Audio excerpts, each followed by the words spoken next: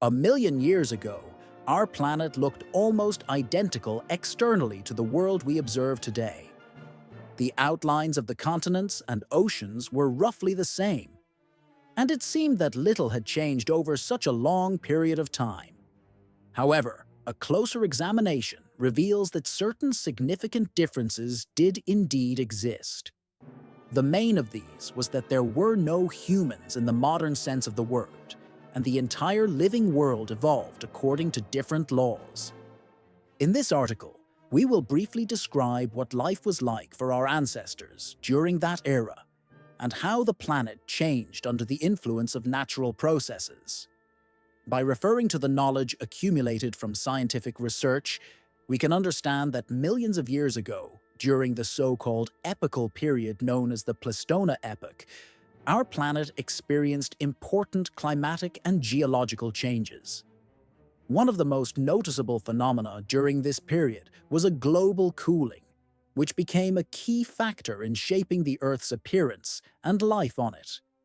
At that time, air temperatures were significantly lower than modern levels, by about 5 to 10 degrees Celsius, which greatly affected the climate and environment. Without modern instruments and satellites, it was difficult to precisely determine the extent of continental shifts and changes in the configuration of coastlines.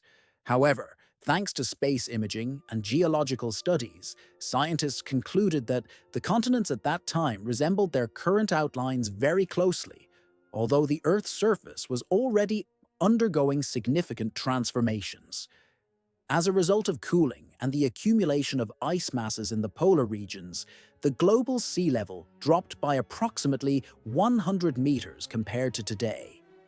Examining maps from those distant times, one can see that where modern seas and lakes are now located, land masses predominated in the water surface, some of which have disappeared or altered their shapes. For example, during those epochs, many land bridges and crossings were formed, connecting continents and islands, enabling the migration of animals and probably the first human movements. One of the most significant of such routes was the land bridge located where the Bering Strait is now. This narrow strip of land connected Asia and North America, providing a unique opportunity for migration and the spread of ancient species. Scientists believe that it was precisely through this land bridge that early humans and some animal species first migrated to the North American continent and later to South American lands. At that time, the territory now separated by ocean waters was a continuous landmass, not only between Asia and America, but also connecting European and Asian islands such as Britain and Japan. For example, during that time, Dalian was considered to be a significant landmass, rather than scattered islands across the ocean, as it is now. The Korean Peninsula was also part of a united landmass. Geographically, Britain at that time was connected to mainland Europe, highlighting closer continental links of that era. The development of these temporary bridges and land routes was associated with major climatic changes. Specifically, polar regions experienced much greater ice and snow accumulation than today, which contributed to a lower sea level. On average, the climate was at least 5 to 6 degrees colder than the current one, and the global ocean level dropped by about 100 meters. All this led to the existence of large bodies of water that are now absent, such as the Baltic Sea or the Great Lakes. However, on what is now the territory of Western North America, there was a mass of freshwater lakes that no longer exist today, typical for that epoch. As glaciers gradually retreated, sea levels rose, and 5 Great Lakes formed along the border between the United States and Canada, which have persisted to this day. Interestingly, the Baltic Sea is considered one of the youngest bodies of water on the planet, estimated to be about 10 to 15 million years old. This indicates that such natural features formed relatively recently on a geological timescale and serve as examples of constant changes in the Earth's hydrosphere. In those ancient times, due to the low sea level, dust storms regularly swept across the Earth's surface. Gusts of wind carried vast amounts of dry soil and tiny particles, covering the landscape like a veil. The flora of that period was characterized by coniferous trees, as they adapted better to cold climates and droughts. At the same time, oaks and beeches already existed, indicating the beginning of broadleaf forest development. Overall, most landmasses, especially those located far from the equator, were covered not by forests, but by tundra vegetation, harsh and cold-tolerant. In steppe regions, a unique fauna prevailed, represented by herds of mammoths and other large herbivores. Animals often called mammoth fauna, which were numerous. In those latitudes, you could also find inhabitants considered some of the most famous predators of the past. Saber-toothed tigers, distinguished by their enormous fangs and powerful build. Thus, 1,000,000 years ago, our world was a remarkable blend of harsh nature, massive ice sheets, and a rich, living world gradually adapting to new conditions, preparing for subsequent epochs of development, which would leave only traces in the form of fossils and ancient landscapes. In that distant era, the world was inhabited by cave lions and bears, and there were no modern humans or Cro-Magnons yet. Nevertheless, the ancestors of humans, who originated in Africa, had already begun their grand journey across the planet, rapidly adapting to the swiftly changing environmental conditions. This talent for quick adaptation allowed them to move forward and spread to different corners of the Earth. Some of them managed to cross land masses, reaching Asia and Europe, exploring new territories and climates. Among the earliest known members of the human genus, there are several species that either were direct ancestors of modern humans or developed in parallel, fighting for survival and dominance in the face of the obvious harshness of the environment. One such species is considered to be Homo habilis, or the handy man, regarded as the first representative of the Homo genus. This species appeared on the African continent approximately 2,000,000 years ago, and at that time already possessed a set of skills indicating a high level of intelligence. Habilis obtained food both through gathering and hunting, using primitive tools made from stone and wood. They earned the name handyman because they were the first in history to craft and use tools made with their own hands. These ancient humans stood about 106 centimeters tall and walked upright, a significant milestone in human development. A key feature of their hands was that their thumbs were not significantly opposable, which allowed them to better grip objects and create tools. Their teeth were smaller than those of modern apes and roughly similar in size to human teeth today. One of the distinctive features of these primitive humans was a change in the structure of the mouth. Evidence has been found indicating the development of speech centers. This suggests that habilis could communicate vocally, marking an important step toward more complex forms of communication. Unlike other species that were confined solely to Africa, fossils of Homo habilis have been discovered in other parts of the world, indicating a broader territorial spread. In Africa itself, one of the most significant species was also found, Homo erectus, or the upright man, who possibly became the ancestor of modern humans. He lived approximately 150,000 to 400,000 years ago, and laid the foundation for the dissemination of humankind throughout Asia and Europe. Erectus had a relatively large brain, close in size to that of modern humans, and their skeleton was similar in structure. In terms of innovation, this species significantly outpaced its contemporaries, demonstrating advanced skills in fire use and constructing simple shelters. Their tools for hunting and fishing were much more sophisticated than those of their predecessors, Homo habilis. These ancient people lived in small groups, likely consisting of only a few individuals. There are hypotheses that they began making clothing and storing provisions in case of temporary hardships. Later, scientists identified several subspecies of hominids that inhabited different parts of the planet. In Europe, the so-called Heidelberg man appeared, while remains associated with Denisovans, who lived in those regions, have been found on the Pacific Islands. According to experts, centrops represent a dead-end branch of evolution that had no influence on the development of Homo sapiens. Their descendants became isolated on islands and subsequently subjected to gradual degeneration. It is possible that the last representatives of this branch fell victim to Australian Aborigines, who began migrating from one island to another about 10,000 years ago, heading toward the Green Continent. Among all the examples of human forms that existed around 1 million years ago, Heidelberg man occupies a special place. This ancient Homo heidelbergensis, in terms of body size and brain volume, was almost indistinguishable from modern humans. Scientific researchers believe that this species played a crucial role in the origins of Neanderthals and Cro-Magnons, two key branches of human evolution. At the same time, outwardly, Heidelberg man was closer in appearance to Neanderthals than to us. Despite the fact that the structure of dental arches in Heidelberg people was nearly identical to that of modern humans, as well as other ancient species, he developed and evolved in Africa, from where some populations later migrated to Europe. It seems that these different groups existed independently for a long time, without significant contact with each other.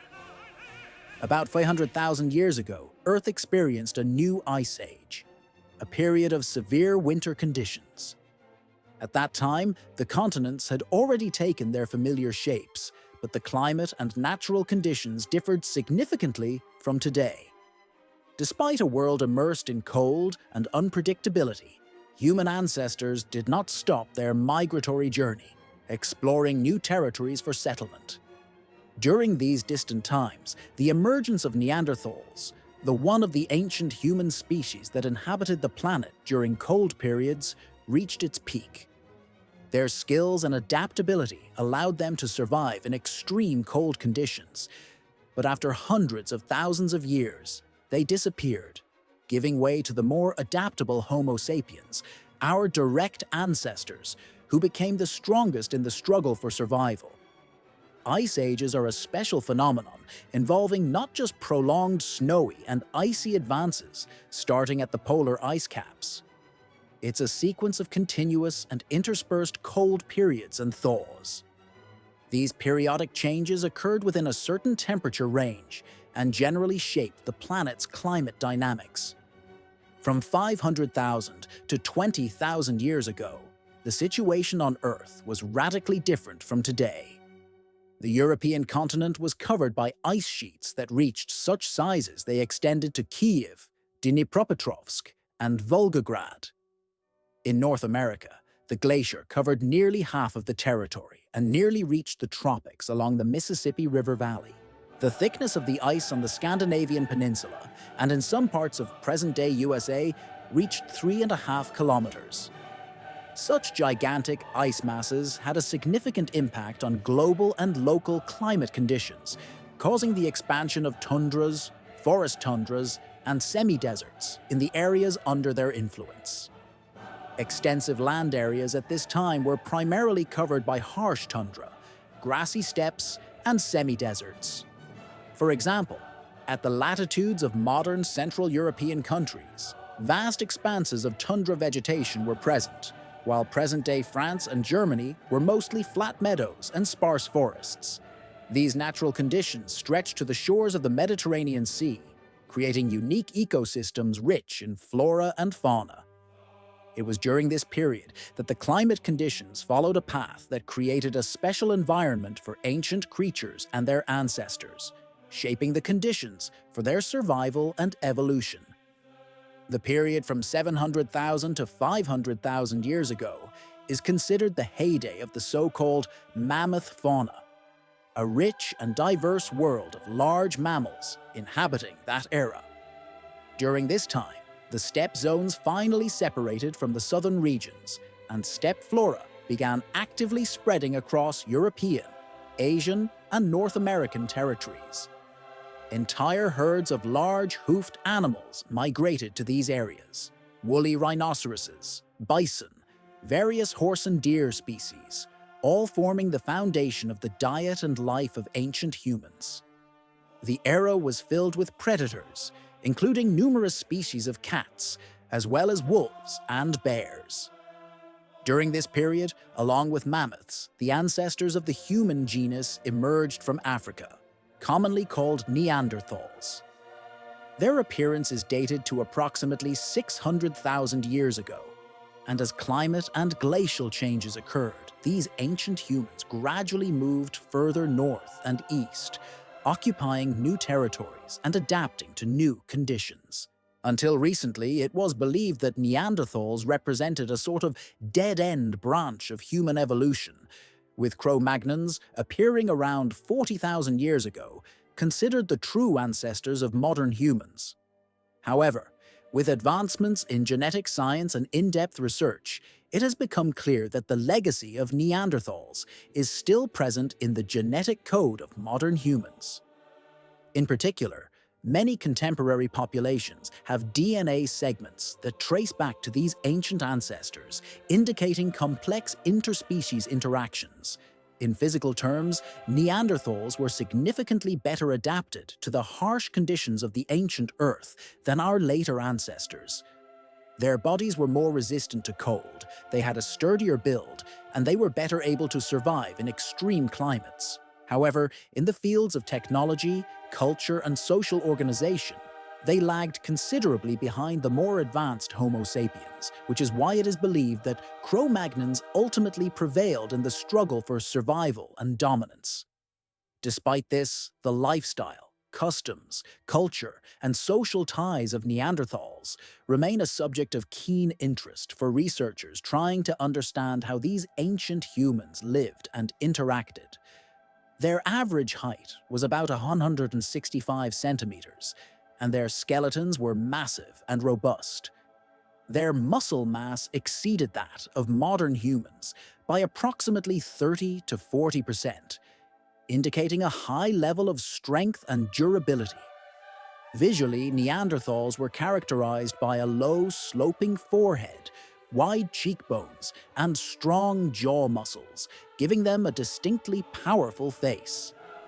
Their nose was broad and short, and the shape and size of their nasal cavity contributed to effective warming of the inhaled air, especially in cold climates. It is worth noting that these prominent physical features were complemented by large brow ridges, which appeared striking and expressive, while their chin was small or almost absent. Their thick necks and short cervical vertebrae suggest that Neanderthals possessed the ability to produce coherent sounds, indicating the presence of a primitive form of language or communication systems used within their communities.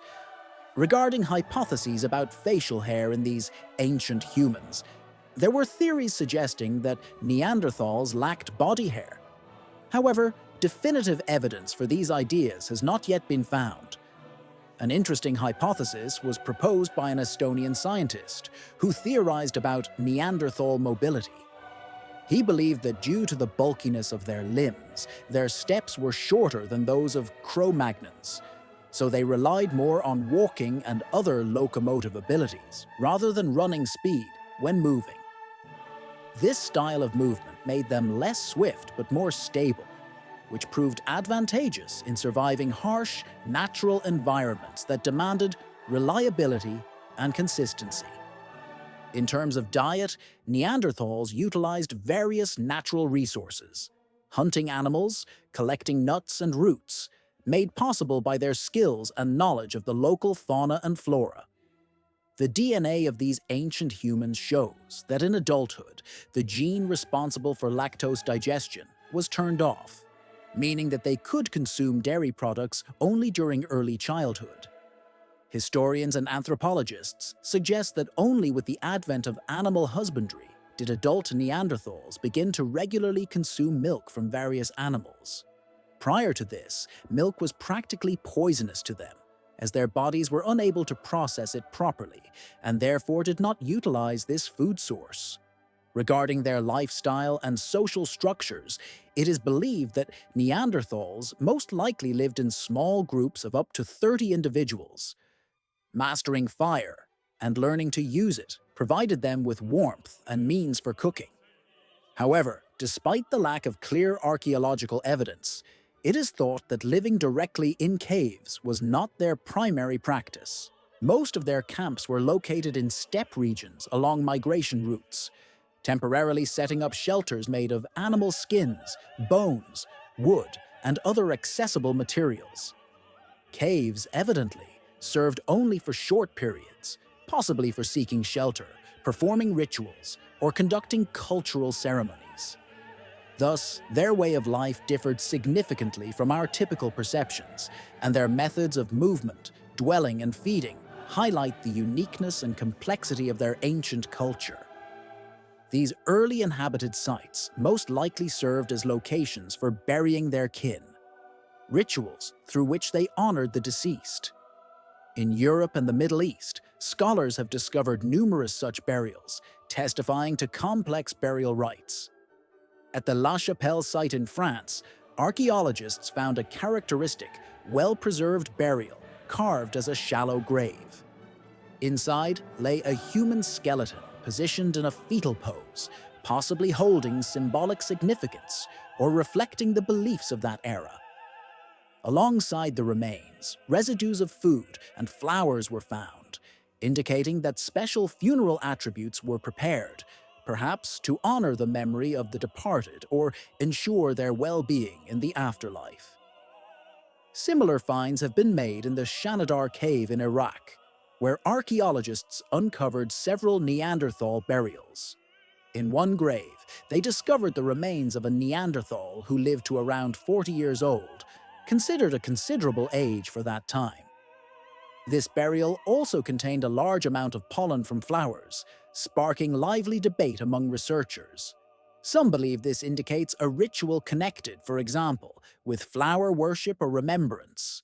Others suggest that pollen could have been used as a component of medicinal preparations, perhaps for caring for the sick or injured. However, no consensus has been reached on this issue. It is important to note that, in most cases, burials lack rich grave goods, possibly indicating modest ceremonies or other cultural peculiarities. Many graves were located in close proximity to their permanent settlements, small campsites where minor Neanderthals spent most of their time. There is a hypothesis that such burials might not have belonged to their relatives at all, but rather to, for example, hostile individuals who had been killed, and possibly even eaten, which would indicate the existence of conflicts between different groups of ancient humans. All these data suggest that their culture remains very poorly studied. It is quite limited in its expression and often shrouded in vague hypotheses. At one point, Neanderthals were even considered to be the creators of the first musical instrument, a bone flute, consisting of a piece of bone with 4 holes intended for sound vibrations. However, today it is believed that the holes could have been drilled later, for example, by hyenas that had frequented the area. It is also not excluded that such instruments could have been made by the Neanderthals themselves, although support for their musical craftsmanship is currently minimal. For hunting and protection, they relied on simple wooden spears and clubs, weapons quite suitable for their time. They were not familiar with projectile weapons such as bows or shields, probably because these devices were either unknown to them or simply unavailable. Special knives were used for gathering roots and primitive drills for making jewelry. Decorations were crafted from animal teeth and claws, as well as shells, which indicates that they possessed basic knowledge of jewelry making, possibly even some symbolic meaning. To date, there is no evidence that Neanderthals created paintings or sculptures, and all purported signs of their artistic activity are likely to remain mere hypotheses. Nevertheless, it is known that they had a concept of medicine, caring for their fellow tribe members. This is confirmed by findings of bones showing signs of quality treatment, indicating they had methods for healing fractures and various injuries. Moreover, scientists know that among Neanderthals, there were elders and disabled individuals capable of performing simple tasks and participating in community life. This suggests that their society was sufficiently developed to provide care for the elderly and the ill. All evidence points to the presence of elements of social organization and mutual care in their lives. However, despite all these signs of development and complexity, the brutal laws of evolution, which operated mercilessly at the time, prevented Neanderthals from reaching a higher level of existence that could have ensured their full development as a society. Had representatives of ancient humans managed to prevail in their struggle for survival and dominance over the planet, the course of human history could have been entirely different, and our future might have unfolded in completely different directions. Over the past 40,000 years, humans have undergone virtually no change in their fundamental nature and structure.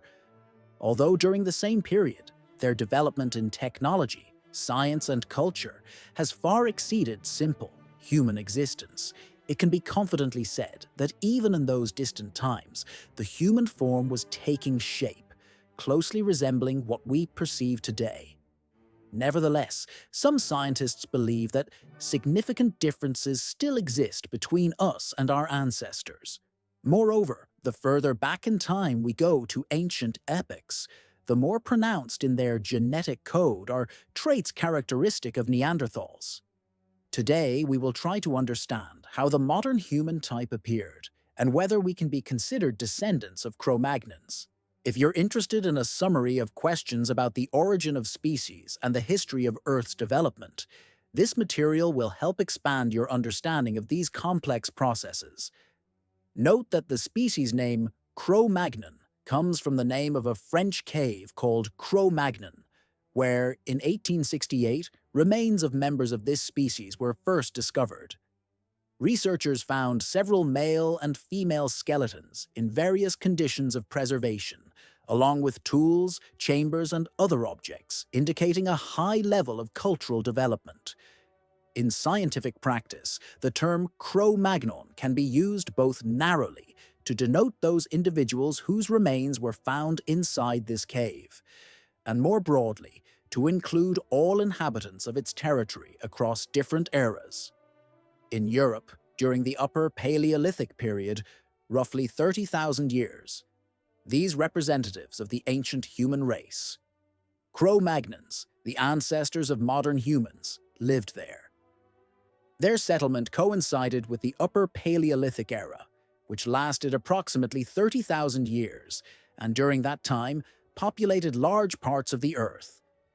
Despite external similarities to us, modern Europeans, the inhabitants of different parts of the planet have their distinctive morphological features. The question of what Cro-Magnons exactly looked like, and to which racial or ethnic group they most closely belonged, remains relevant today. Early reconstructions depicted them as exact doubles of present-day Europeans: blonde hair, a narrow, straight nose, and a slender figure. However, modern methods, based on DNA analysis and high-resolution imaging, allow for a more accurate reconstruction of their appearance, and the results suggest that these ancient humans were likely dark-skinned, with dark hair and eyes. Light-colored eyes were extremely rare in their population, and such cases were considered exceptions. There is an opinion that modern inhabitants of Australia and some Pacific islands have almost completely preserved the external appearance and traits inherited from their ancient ancestors. Many of us believe that our origins date back to distant ancestors of the Paleolithic era, and there is quite a bit of evidence to support this. In those times, people living in Europe had a more robust physical build, with a flattened face and a protruding chin. However, their noses were not as broad and flat as those of modern Australian Aborigines or African populations, and their jaws protruded much less, indicating an appearance closer to modern humans. These features developed much later, during migrations and worldwide dispersal. Conversely, the traits characteristic of modern peoples, arising from long-term evolutionary processes and the mixing of various populations, are a different matter. Interestingly, the external features of people who lived in the Upper Paleolithic and whose remains have been found in different regions of the world displayed much greater diversity than those of contemporary humans. Scientists explain this by noting that those ancient humans lived in small groups numbering only a few dozen individuals. In such small communities, unique physical traits formed over centuries and were passed down from generation to generation. Therefore, it can be concluded that the population of Europe approximately 20 to 30,000 years ago exhibited considerable variation in appearance. Of course, Cro-Magnons differed significantly from modern Europeans, but their external features bore much resemblance to various human types of that time, showing notable variability. These early explorers and hunters had distinctive traits that now set them apart from modern Homo sapiens. For example, Cro-Magnon skulls were more massive and larger, with prominently arched brow ridges, giving their faces a certain expressiveness and strength. Their faces were elongated forward, they had a broad forehead, high and pronounced cheekbones. The height of such people is estimated at around 2 meters, an exceptionally tall stature for those times. Their limbs were long and slender, which is believed to have contributed to greater agility and facilitated hunting. In appearance, Cro-Magnons were characterized by angular orbits and a narrow projecting nose, which gave their faces distinctive features. One of the most notable traits of this human type was their relatively large brain volume, sometimes reaching 800 cubic centimeters. This measure slightly exceeded the average brain volume of modern humans, about 1,350 cubic centimeters. The skulls of Cro-Magnons were characterized by thick walls and a noticeably protruding occipital region, which likely indicates hereditary traits. These features were probably inherited from Neanderthals, who were undoubtedly their direct ancestors. Traces of Neanderthal DNA have been found in numerous archaeological discoveries worldwide across ancient generations. For example, in the skeletal remains extracted from the Sundu cemetery near Vladimir, there was a man approximately 30 centimeters taller than average, with a broad chest significantly wider than that of most of his contemporaries. It is believed that this individual possessed a substantial amount of Neanderthal genetic material. Overall, Cro-Magnons had a slim and muscular physique, characterized by good physical fitness. They had long legs and a sturdy torso, well suited to their lifestyle and the demands of their era. The earliest discoveries of human remains with similar features date back approximately from 100,000 to 200,000 years ago. These finds were made in Africa and later also in the Middle East, confirming that the earliest forms of Homo sapiens originated there. Between 40 and 50,000 years ago, such people were already bravely inhabiting the entire European continent, actively pushing Neanderthals out of favorable living areas. During the period from 10 to 40,000 years ago, a land bridge connected Asia with what is now the Americas, and Cro-Magnons from that time resembled us quite closely in appearance. However, despite the obvious kinship, there were noticeable external differences. Although it is now definitively established that our roots lie with Cro-Magnons, scientists speculate that different racial groups emerged from various lineages of these ancient humans, which explains the diversity of external forms and features in modern humanity. The latest archaeological finds related to remains of purely Cro-Magnon type date from 6 to 9,000 years ago. After this period, various human groups gradually transitioned to a sedentary lifestyle, which in turn stimulated the development of agriculture and more organized forms of farming. Such a transition significantly influenced the development of new physical characteristics in humans, making them diverse from each other and from their ancestors. At the same time, this kind of variability, albeit on a smaller scale, was observed among peoples who, for centuries, favored hunting and gathering as their primary means of subsistence. Nonetheless, Despite differences, common features persisted that allowed humans to be distinguished from animals. These features, known as Romanesque traits, such as skull shape, body structure, and specific proportions, are more or less inherited by every modern human. Although Cro-Magnons lagged far behind us in cultural and technological achievements, their discovery and study show that in terms of intelligence and creative thinking, these ancient people could have offered us much valuable. They began their journey using simple tools, spears and clubs. However, thanks to their pragmatic and inventive minds, they soon managed to improve their tools and master the production of spear throwers, devices that significantly expanded their hunting capabilities. In addition, they developed the ability to create complex and beautiful drawings on cave walls, which still surprise with their artistic skill. These ancient people's views likely already included concepts of medicine, and perhaps religious beliefs as well, as evidenced by the discovery of cave paintings and artifacts, the remains of which have been found in the caves of the European Alps, Ural Mountains, and other regions inhabited by Upper Paleolithic humans. Such artifacts were probably more of a magical or religious nature rather than purely decorative. The drawings often depicted animals, deer, boars, bears, and various symbols accompanied by signs, arrows, or spears, which most likely indicated ritual actions related to hunting or initiation ceremonies.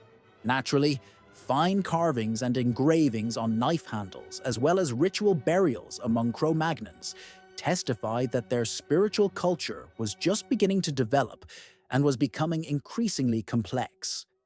Research shows that these ancient people had already started creating jewelry, adornments for clothing and the body, that most likely held aesthetic value, allowing individuals to express their personality or indicate membership in a particular group. Numerous archaeological excavations have uncovered a vast number of figurines made of stone and bone, which served not only as objects of cult, but also as peculiar talismans. In burial graves, items found included not only household objects and weapons, but also artifacts probably used in sacred rituals. Cro-Magnons were not limited to hunting and gathering.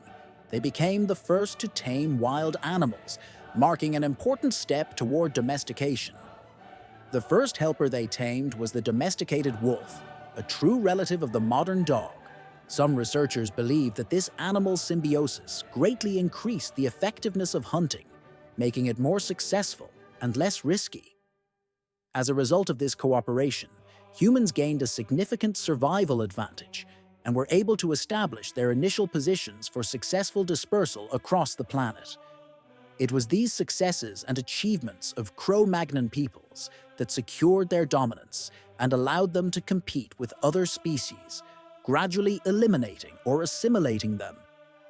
Modern humans living on Earth are direct and immediate descendants of those ancient hunters and gatherers. Their success and survival over many thousands of years are due not only to natural ingenuity but also to their continuous ability to adapt to changing environmental conditions. Thanks to these qualities, humanity has survived numerous natural disasters and managed to maintain control over the planet, remaining its masters. However, in order to continue staying at the top of this struggle, it is important to learn lessons from the history of development, to utilize natural abilities correctly, and to respond flexibly to changes.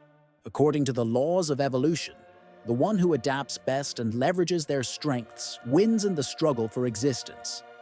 Ultimately, Homo sapiens became the only species of the Homo genus that has survived and continued to exist on the planet. But at the very beginning of their journey, our earliest ancestors faced serious competition. In the dawn of their emergence, they fought for a place under the sun against various contenders, including other human species and even unknown forms that now seek domination in nature. It was during this time that the fundamental foundations of their future survival were laid.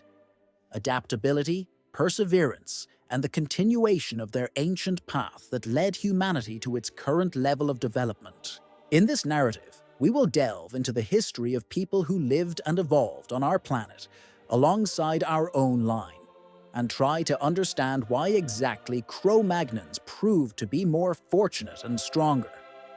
If you enjoy such research and historical analysis, often found in similar materials, you will likely want to understand what contributed to the advantages of these ancient humans. They managed to withstand many trials, survive in conditions often much harsher, and leave a significant mark on human history. By understanding their path, we can better grasp what contributed to their success and why their development proceeded in this particular way.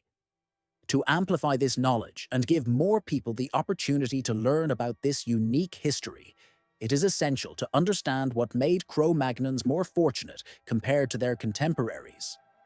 This chapter in human history is often seen as a milestone, since these people managed to overcome numerous natural calamities and compete with other species. During a period when Earth experienced significant climate changes and global catastrophes, success depended not only on quick reactions, but also on the ability to adapt to new conditions, develop new survival strategies, and find ways to utilize available resources. In this regard, they outperformed many of their competitors, not merely surviving, but actively spreading across different regions of the planet and enhancing their abilities. When it comes to the characteristics of these ancient humans, their primary weapon was always a developed intellect and high social organization. It was thanks to their ability to create complex tools, work collectively, and establish systems of social interaction that representatives of Homo sapiens could overcome many of the obstacles posed by nature. The constant changes in environmental conditions, the need to disperse across the entire continent, as well as encounters with other groups of inhabitants, all contributed to the development of their cognitive and technical abilities. Over time, as they explored new territories, they refined their skills, enabling them to remain one of the most successful human species on Earth. All existing human species capable of competing with Cro-Magnons appeared on the global stage long before their emergence. By the time new members of the human genus appeared, their competitors had already established themselves firmly in certain regions and began to struggle for their place in the sun. These competitors adapted to their specific climatic conditions, devised unique survival strategies, mastered the craft of tool-making, and learned to utilize natural resources as efficiently as possible.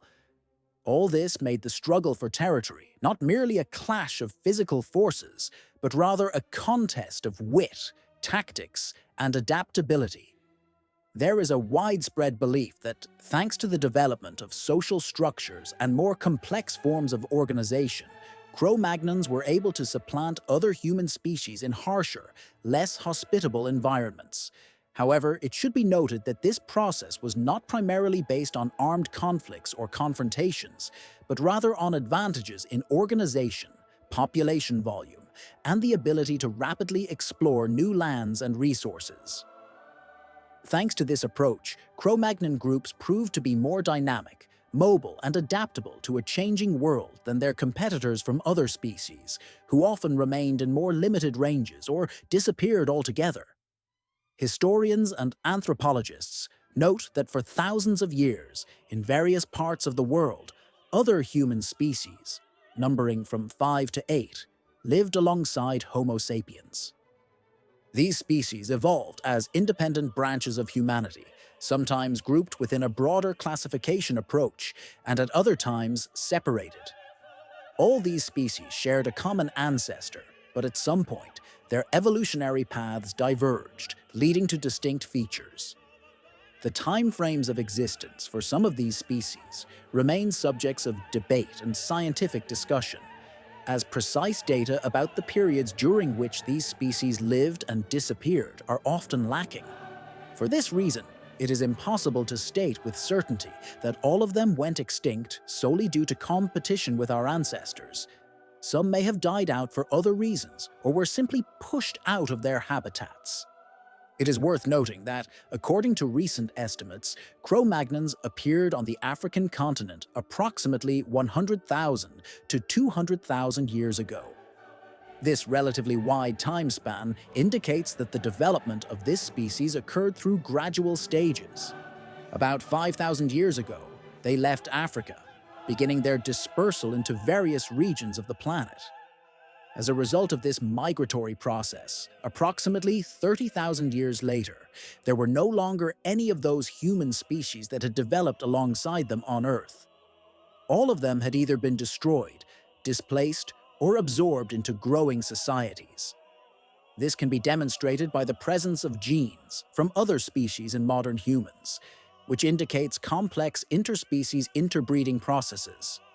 Some scientists believe that these genes could have been inherited from common ancestors, as they argue that different human species did not interbreed, maintaining their genetic purity. Living in groups of up to 100 individuals, Cro-Magnons built dwellings from animal hides and natural materials, or constructed shelters, simple, semi-underground structures. It is also possible that they used caves, as such natural shelters provided excellent protection from the elements and predators.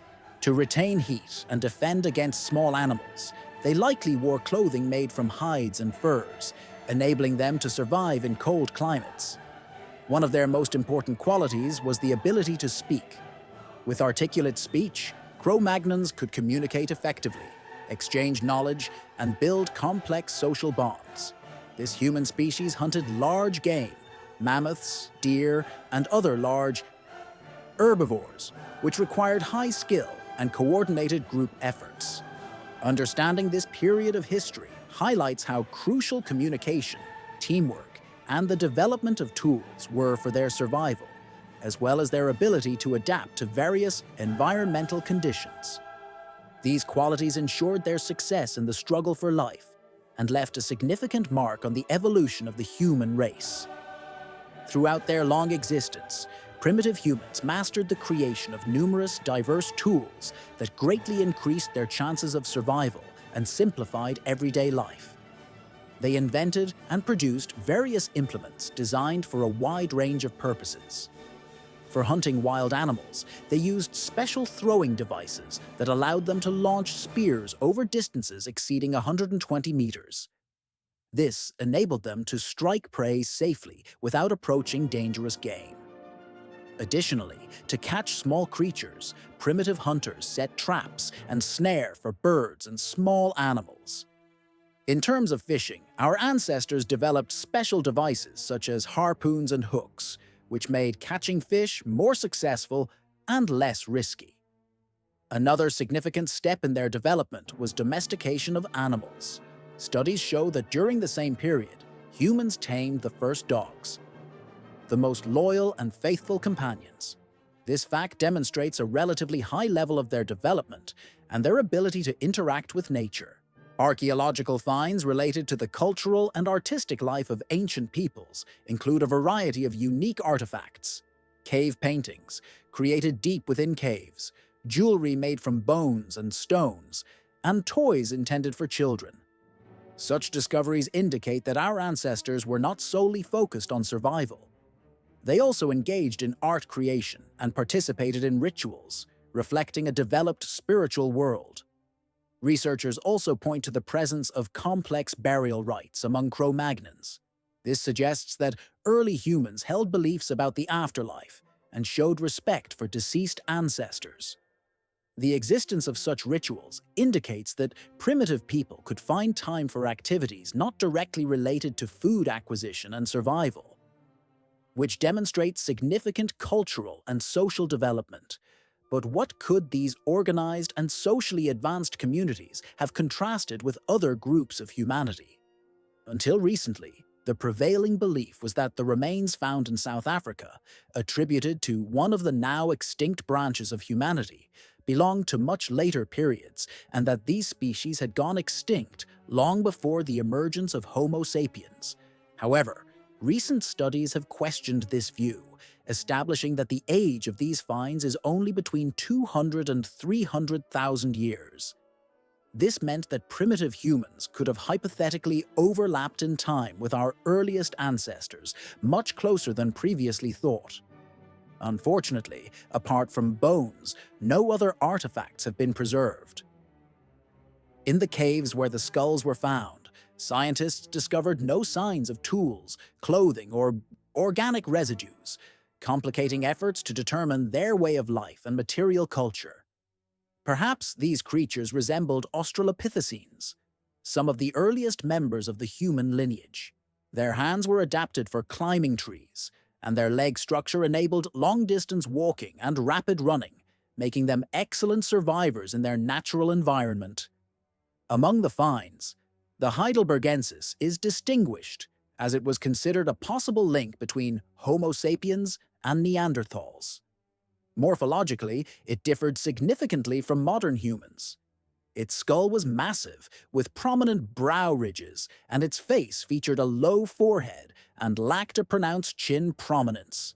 However, inside the skull, its brain size was approximately equal to ours, which suggests it possessed high intellectual capabilities. Its height could reach about 75 centimeters, making it relatively tall for its time. The general description of Heidelbergensis includes distinctive features: a thick-walled skull, robust brow ridges, and the absence of a strongly pronounced chin. Interestingly, his teeth were almost indistinguishable from those of modern humans, which indicates similarities in diet and oral hygiene.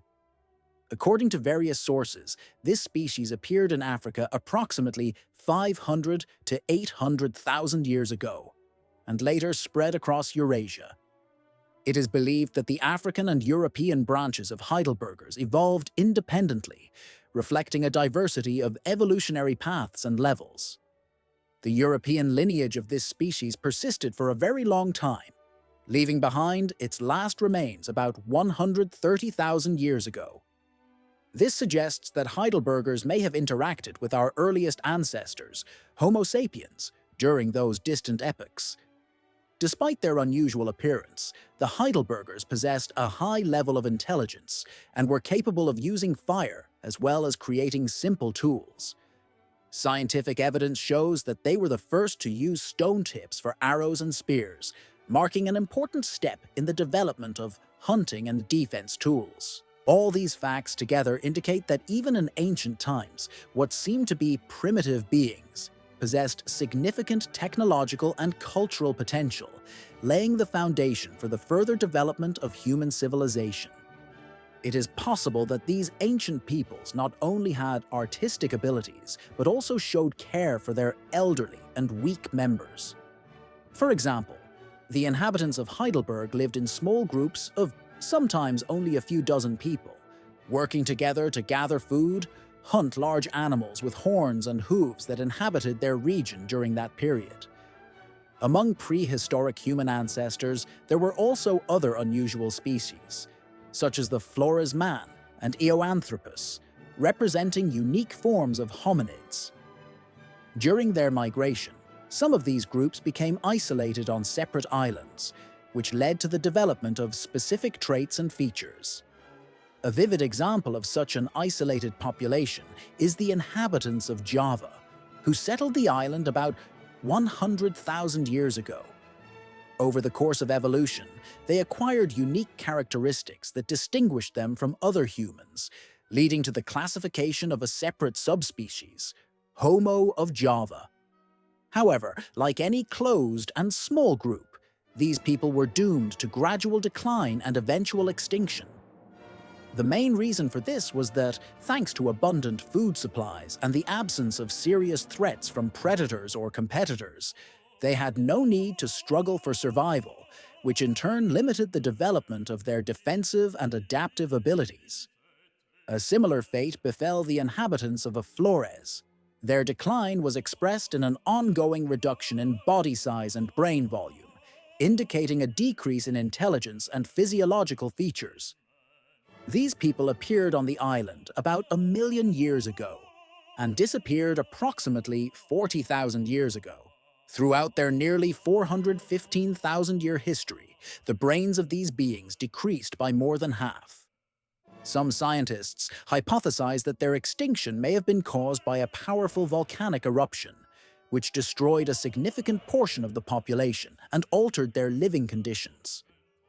There is also a theory that the last inhabitants of the island of Flores, the so-called hobbits, were eradicated by more advanced representatives of modern humans, Homo sapiens. By that time, Homo sapiens had already inhabited many islands in the Pacific Ocean and were moving towards the Australian continent, expanding their territories. Recently, scientists managed to discover a new species, the Denisovans, named after the Denisova Cave located in the Altai Mountains. Their existence is considered confirmed thanks to fossil remains found in East Asia, where these people seemingly lived. Objectively, little is known about their ways of life and capabilities. It is only known that they had dark skin, dark hair, and large teeth. Some researchers believe that Denisovans may have had genetic links with Neanderthals, and that their offspring possibly coexisted with them, as traces of Denisovan gene mutations have also been found in the DNA of some modern humans. It is assumed that these ancient people were assimilated over a long period of interaction with other human species. Accounts of their encounters and conflicts with our ancestors, the Cro-Magnons, are not only present in school textbooks, but also in numerous artistic and documentary films. Before Homo sapiens appeared in Europe, Neanderthals survived quite successfully in harsh climatic conditions. They knew how to sew clothing from animal skins, craft tools for hunting and domestic needs, and possessed elements of art and religious beliefs. Perhaps the more intellectually advanced Homo sapiens, with larger communities and technological progress, simply displaced Neanderthals from their traditional territories. At the same time, during an era when the planet's climate began to cool noticeably, not all members of this species could adapt to the new conditions. Many scientists believe that about 90% of the Neanderthal bones discovered are remains of children, which suggests that the final extinction of this species was caused by resource shortages, hunger, and harsh conditions. At the same time, it cannot be ruled out that the disappearance was also influenced by our ancestors, who may have displaced or exterminated the remaining Neanderthals in order to secure control over valuable territories. The first confrontation between humans happened in deep antiquity and marked a clash between two close relatives, Neanderthals and Cro-Magnons. Throughout human history, people have almost always resolved internal and external conflicts through the use of weapons. Wars that occurred across different eras often had motives driven by economic, political, religious, racial, and other reasons. Many scholars agree that conflict between our ancient ancestors and Neanderthals was virtually inevitable, given that deep contradictions existed within the human species, and the nature of conflicts has always remained complex and multifaceted.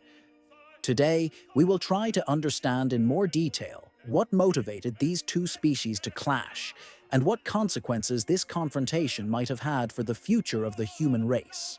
For those interested in the latest scientific discoveries and hypotheses in the fields of paleontology, anthropology, and related disciplines, we recommend delving deeper into these topics. It is important to remember that scientific progress is impossible without questions and discussions, so feel free to leave your comments and reflections.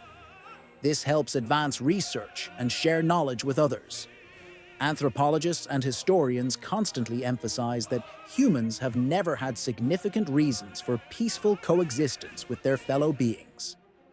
Even in the era of primitive communal systems, any stranger whose appearance or origin differed from local inhabitants was perceived as a potential threat. In the absence of advanced mechanisms for defense and assimilation, the most reasonable solution was to eliminate the potential threat, to get rid of the stranger or invader. And if he was especially foreign or markedly different from other members of the tribe, contact with him was likely to end very quickly and often violently. That is why both Cro-Magnons and Neanderthals, despite their quite close genetic similarities and shared traits, probably could not establish relationships that involved peaceful conflict resolution, especially in the struggle for territory or resources. Morphologically, these two groups differed significantly. Our ancestors, the Cro-Magnons, appeared in Europe and the Middle East approximately 70,000 years after the Neanderthals, who had already inhabited these lands for a long time. Neanderthals were short. Their height did not exceed 106.5 centimeters, and they had a sturdy build, broad bones, and pronounced facial features. They possessed a sloped chin, a wide nose, and prominent brow ridges. Their bodies were more rugged and stocky, which may have helped them survive in harsh climatic conditions. In contrast, Cro-Magnons had a more elongated figure typical of modern humans, especially adapted to life in warm tropical regions. Their height could reach up to 2 meters, and their long legs and balanced proportions aided in faster movement and better adaptation to various environments. Their facial features bore a resemblance to modern humans: small noses, thin lips, and expressive eyes. It is interesting to note that the brains of Neanderthals and modern humans were almost identical in size and structure, which suggests a similarity in the development of their cognitive abilities at an early age. However, as they matured, the differences became more pronounced. Neanderthals developed more advanced communication, thinking, and coordination skills, enabling them to actively explore new territories. Despite the similar brain volume in adults of both groups, there is a theory indicating a weaker development of certain crucial functions in Neanderthals. According to this theory, they had a less developed brain region responsible for motor coordination, memory, imagination, speech, and social skills. These aspects proved to be key for successful survival and the expansion of the human species. In turn, Cro-Magnons managed to develop a unique ability to unite into relatively large groups, which increased their chances of survival in challenging conditions. Such large groups allowed for coordinated hunting, sharing knowledge and experience, which facilitated faster cultural and technological development. Neanderthals, on the other hand, seemingly preferred to live in small family groups or units, which limited their opportunities for survival and development in new environments. Additionally, there is evidence that Neanderthals, even in their later periods, began to show signs of caring for elderly or sick members of their community, indicating the nascent foundations of social care and perhaps even the emergence of art and symbolic thinking. The simplest explanation for the disappearance of Neanderthals is their gradual destruction or displacement by modern humans. Although there is no convincing evidence of large-scale armed conflicts between these species, it is most likely that humans remained the dominant force, and Neanderthals were pushed aside in the struggle for resources and living space. Their extinction may have been caused by more complex reasons related to gradual cultural and biological competition, rather than solely violent clashes. Over time, numerous well-organized groups of Cro-Magnons displaced their less prepared rivals, Neanderthals, from Europe into less hospitable regions. This process, often referred to as the extinction of Neanderthals, lasted approximately 35,000 years, or perhaps a little longer. Humans from Cro-Magnon, who migrated from the south of the continent, as scientists believe, crossed the boundary originating from Africa and conquered new territories, demonstrating high adaptability to harsher climate conditions than those previously known. They created a more advanced inventory of tools and weapons, which enabled them to achieve greater success in hunting and defense. While Neanderthals relied on a limited set of tools, primitive spears and clubs, for hunting and conflicts, by the end of their existence, Cro-Magnons had already begun to use and refine metal spearheads, indicating significant technological advancement. Despite differences, both groups actively employed a hunting-in-pursuit method, driving animals into traps or enclosures. However, researchers believe that Cro-Magnon's social organization and hunting strategies allowed them to form larger, more cohesive groups, giving them a noticeable advantage in food acquisition. One of the most important factors that may have contributed to the Neanderthals' disappearance was their diet. Studies of bone remains from various Neanderthal groups indicate that each tribe had its own dietary preferences. Some hunted almost exclusively local herbivores, deer, bison, and others, while others gathered plant foods, fished, or collected seafood. Certain groups specialized in specific types of plants or crafts, which suggests the existence of professional specializations. When resources became depleted, either due to the exhaustion of natural supplies or migration, it dealt a severe blow to their survival. During such periods, children suffered most, as reduced nutrition affected both parents and posed a threat to the older generation. Gradually, birth rates declined while mortality rates increased, naturally leading to a decrease in population and the eventual extinction of the Neanderthals. In contrast to their ancient competitors, Cro-Magnons had a more homogeneous diet, regardless of the region they inhabited. Their nutrition mainly consisted of plant-based foods, berries, roots, nuts, and fruits. Nonetheless, the proportion of animal sources of food could vary significantly depending on time, location, and available resources. During the initial and final periods of their presence in Europe and Asia, our ancestors employed diverse meat preparation methods, which helped preserve the meat better and increase its nutritional value. Over time, these techniques were refined, expanding and diversifying their diets. It is known that Neanderthals and Cro-Magnons were genetically very close and, according to some data, could interbreed and produce offspring, making it impossible to definitively classify them as entirely separate species. The common ancestor of both forms is believed to have existed roughly between 200,000 and 1 million years ago. Modern humans carry between 1 and 4% Neanderthal DNA, indicating that not all members of that species were wiped out by conflicts or violence. Some may have been assimilated and integrated into the existing populations.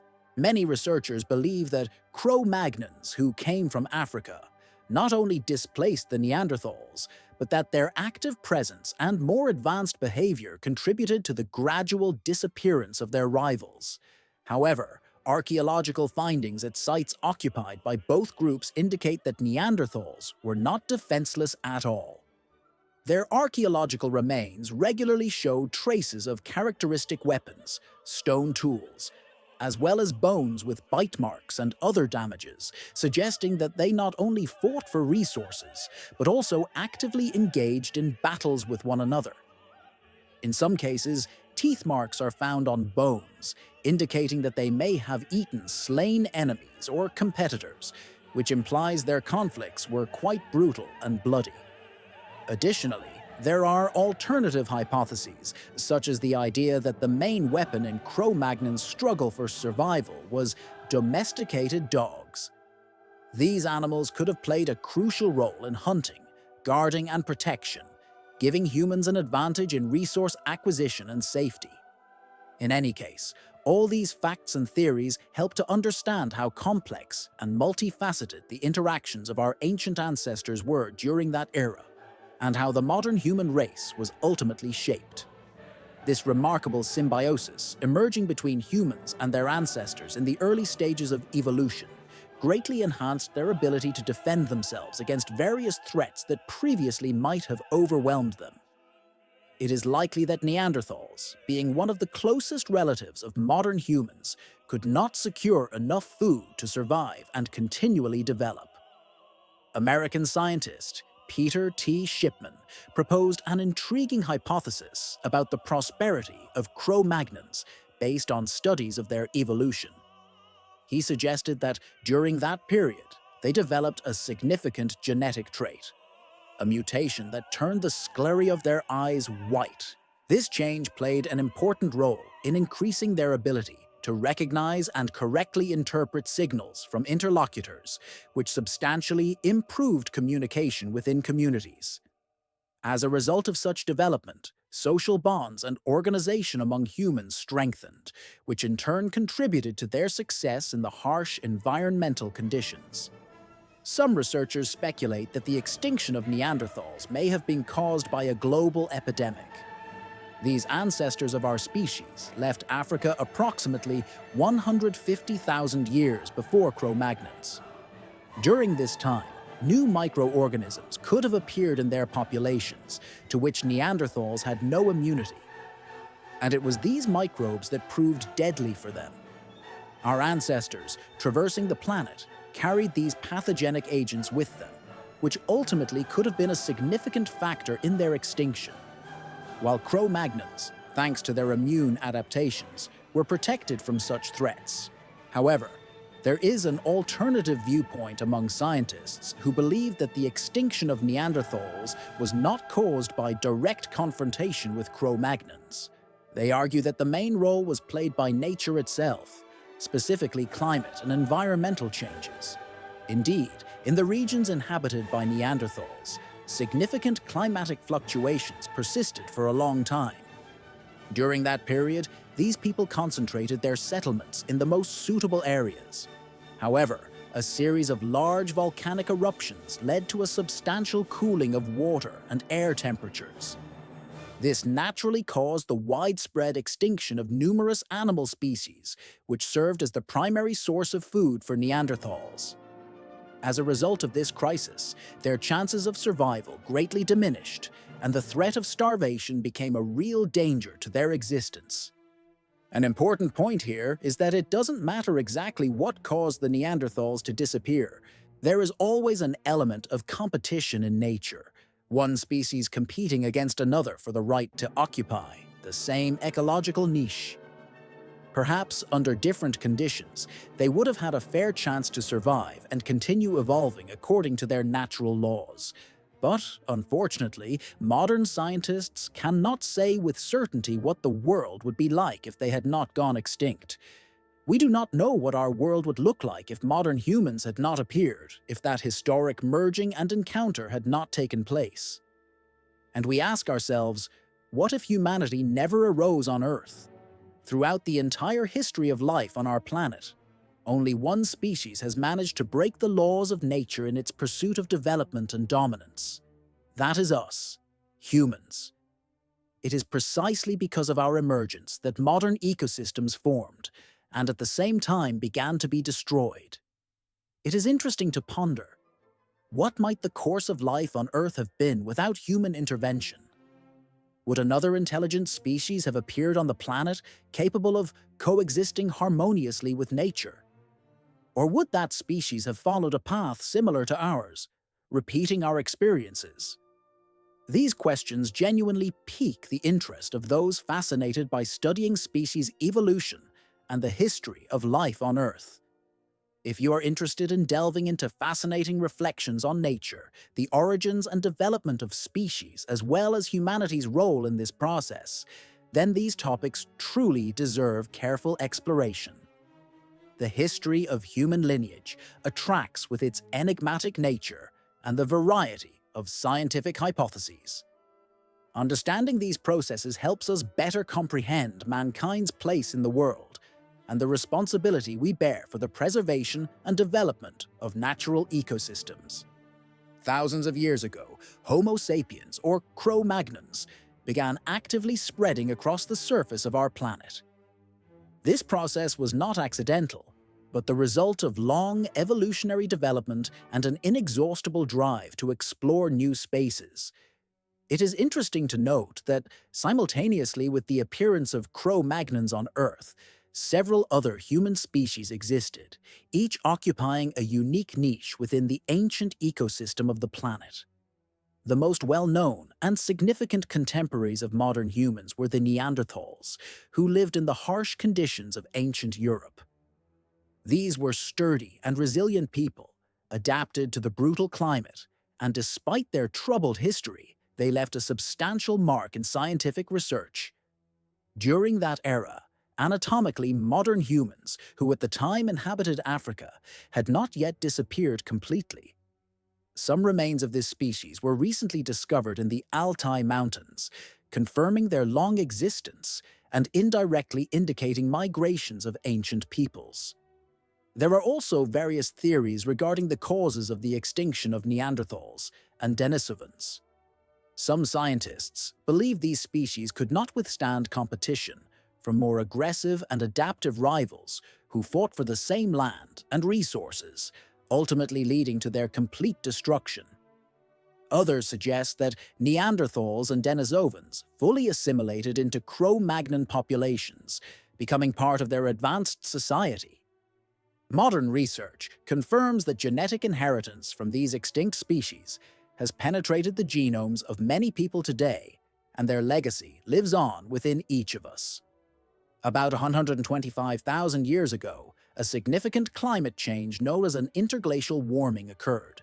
As a result, the global climate became much warmer and milder, playing an important role in the expansion of habitable territories. This climatic shift enabled animals to spread into new, spacious regions, and humans gained the opportunity to migrate and settle in areas previously considered inaccessible and cold. It was during this period, approximately 49,000 years ago, that some groups migrated to Southeast Asia, gradually expanding their horizons. A few thousand years later, around 43,000 years ago, Cro-Magnons strengthened their positions in Europe, filling lands vacated by Neanderthals. At the same time, about 40,000 years ago, the first modern humans reached Australia, migrating to this remote continent, and over the following 15,000 years, during the middle to the end of the last ice age, they colonized both the Americas, filling these vast continents as well. For a long time, the region of New Zealand remained isolated and inaccessible to humans, with the first inhabitants arriving only about 700 years ago.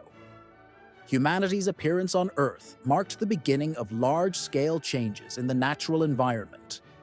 Humans actively hunted animals, not only on land, but also across water expanses, hunting fish and marine creatures. People cleared forests to obtain building materials and fuel, as well as extracted mineral resources, thinning and destroying the natural wealth. Every year as civilization advanced, human influence on the environment became more noticeable and destructive. Many unique ecosystems completely vanished, and the species of animals and plants that inhabited them went extinct before they could adapt to the changes. Soil, water, and air began to rapidly become polluted as a result of human activity, leading to environmental crises. In the early days of humanity, there was a flourishing of what is known as the Mammoth Fauna epoch. At that time, vast territories now occupied by modern Siberia, parts of Europe, North America, and even areas beyond the polar regions were covered with endless steppes and plains. These lands were peacefully inhabited by numerous herds of ungulates and large predators that preyed on them. The animal world then was dominated by giant forms, mammoths, woolly rhinoceroses, cave bears, and saber-toothed tigers, each playing an important role in the complex ecosystem of that era. Among the animals were also special creatures like bison, remarkable beings that inhabited the North American prairies until white settlers began actively developing these lands. Back then, these prairies boasted a much richer diversity of species than modern African savannas. Extensive herds of bison grazed on these vast plains, being an integral part of the native people's lives. Even the Indians living there in the 10th century could not significantly reduce the bison population, despite hunting them in large numbers to provide food and obtain skins for clothing and shelter. Settlers moving into new lands often regarded bison more as an obstacle than as a valuable natural resource. These large animals hampered the construction of railways, plowing of fields, and livestock farming. As a result, the entire surrounding ecosystem was under threat of complete destruction, leading to the extinction not only of bison, but also many other species. This situation vividly demonstrates the complex nature of human activity. Wherever people appeared, animals faced the threat of extinction, often forever. Many researchers believe that mammoths went extinct not only due to climate changes, but also under the influence of humans. These enormous woolly elephants that lived in the tundra are considered by scientists to have fallen victim to human cruelty, greed, and unjustified hunting. Over the past few centuries, many animal species have disappeared due to human intervention. For example, the dodo, a large flightless bird whose last known specimen was observed in 1772. Equally rapidly, sea cows, which could not fly, also went extinct. Antelopes and the elusive nilgau vanished from the face of the earth by the end of the 10th century, and the blue Mavrikian pigeon became extinct in the 18th year. The flightless guillemot, once inhabiting the northern seas, disappeared by the 18th year, and the sea mink became entirely extinct in 1876.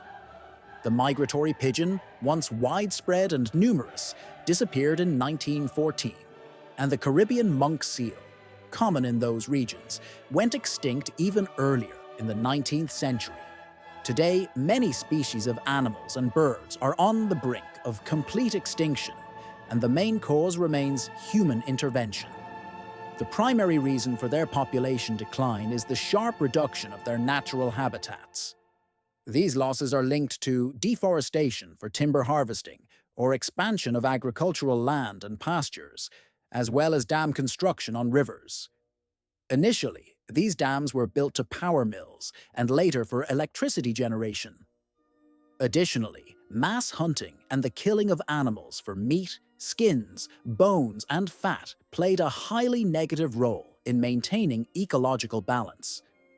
These practices continued for centuries, leading to the extinction of many species, including numerous whales, African elephants, and Amur tigers. As humanity explored new territories, it often settled them with plants and animals that were useful to people, either domesticated or not overly dangerous. At the same time, in the absence of natural predators, these species could become real threats to ecosystems and even to humans themselves. They could alter natural landscapes, displacing native species from their accustomed habitats, and spread parasites and dangerous diseases for which indigenous inhabitants had no immunity. Along with livestock, such as sheep, pigs, and rabbits introduced by humans, unforeseen pests like rats, today one of the greatest threats to agriculture and human health, also entered new regions. Currently, the scale of mineral extraction and industrial activity has reached enormous proportions. Pollution of land, water, and air is becoming increasingly evident as factory, mine, and other enterprise waste destroy the natural habitats of countless animals and plants. All this not only destroys natural ecosystems, but also accelerates global warming. As a result, the melting of glaciers accelerates and sea levels rise, leading to serious climatic and geographical changes. Some scientists believe that even without human influence, the possibility of a new ice age cannot be ruled out. In their view, such cold epochs have occurred multiple times in the Earth's distant past. It is known that after periods of intense cold, life on Earth almost entirely disappeared, and such events happened more than once. Therefore, there is a theory that many species of animals, regardless of human intervention, would eventually become extinct over time. Since natural processes alone are capable of leading entire populations to disappearance. There is also an opposing view within scientific circles. Some researchers believe that if humanity were to disappear from the planet today, ancient species such as mammoths, bison, or even saber-toothed tigers could develop and thrive in their natural environment without any particular issues. In this case, the seas would be filled with countless fishing shoals, and its vast expanses would be inhabited by herds of whales and other marine creatures. There is also a hypothesis that if our distant ancestors had not succeeded in their evolution and had not taken the dominant positions, other forms of life could have appeared and developed instead. These might be either more advanced and complex Neanderthals or entirely different intelligent beings still to emerge on our planet. How they would interact with their environment remains a mystery. Perhaps the new Earth inhabitants would live in harmony with nature, striving to minimize the harm we currently do to ecosystems. Or conversely, they might act even worse than humans, destroying everything in their path of development. However, we live in the reality shaped by a historically established chain of events and choices, and we exist precisely in this form. To preserve nature and ensure a prosperous future, humanity has only one true path: radically changing its relationship with the surrounding world and making every effort to improve the current state of affairs in order to avoid the most severe scenarios. But why does humanity constantly strive for immortality? Why are dreams of eternal life present throughout the history of civilization? This desire has pursued mankind for many millennia. In myths, legends, and fairy tales of various peoples, divine and immortal beings with supernatural powers, and sometimes what seems to be omnipotence, are consistently featured. Medieval alchemists and theologians sought the mysterious philosopher's stone and the Holy Grail, hoping to overcome mortality, attain eternal life, and find answers to the unresolved questions of existence. In literature, film, and science fiction, themes of immortals are frequently explored, its virtues and drawbacks, attempting to understand what changes such a fate could bring to humans. However, despite these dreams and hopes, modern science has yet to achieve even a twofold increase in the average human lifespan. Currently, the focus is on preserving health and mental clarity for as long as possible, so that a person can live not only until a certain age, but much longer, reaching 100 years or more, for example. In this article, we will try to understand: is it really necessary and possible for humanity to attain immortality, and whether this is important for each individual in the modern world? Our channel is dedicated to questions about the evolution of life on Earth, as well as the aspects faced by modern civilization: technological, environmental, and social challenges. If these topics interest you and you want to stay informed about new discussions and materials, we recommend you to explore our publications. Additionally, our viewers can share their opinions on the issues discussed, contribute ideas, and support the development of the project by actively engaging and participating in discussions. Over the past 100 years, science and medicine have made incredible strides, significantly increasing the average human lifespan. However, only a few manage to live to at least a century. Those who reach this age are usually considered long-lived, but their number is an exception. Nevertheless, their existence demonstrates that the potential of the human body is capable of much more than is commonly believed. Scientists need to find ways not just to keep the body young and healthy, but also to preserve mental sharpness, clarity of thought, and productivity throughout life. In their research, they explore various methods, from cell regeneration and organ cloning to attempts to slow down aging processes at the genetic level. In one of his hypothetical sketches, the famous character from Jonathan Swift's works, Gulliver, encounters unusual beings, the Trulldbruggs, who possess a mysterious trait, immortality. But their death occurs for a different reason. With age, these creatures turn into dried mummies, losing all activity and vitality. The idea that strengthening only the physical body, even with the most modern technologies, does not guarantee a full life remains relevant. Even successful organ regeneration and cloning do not eliminate brain and mind, wear and tear, as they form the foundation of our personality. Therefore, understanding the limits of human vulnerability, as well as seeking ways to preserve the mind, remains one of the most important directions for future research. Immortality has been humanity's dream for millennia. However, it faces numerous serious realities and obstacles that must be considered.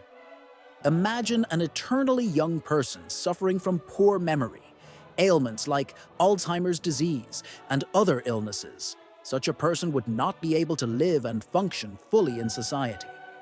In the modern era, there are many proposals and methods aimed at extending lifespan, as people strive to maintain health and vitality for as long as possible. One of the key components responsible for supporting youthfulness and the body's ability to rapidly regenerate tissues is a special enzyme called telomerase. It plays an important role in the process of regeneration, helping to accelerate the renewal of cells and tissues.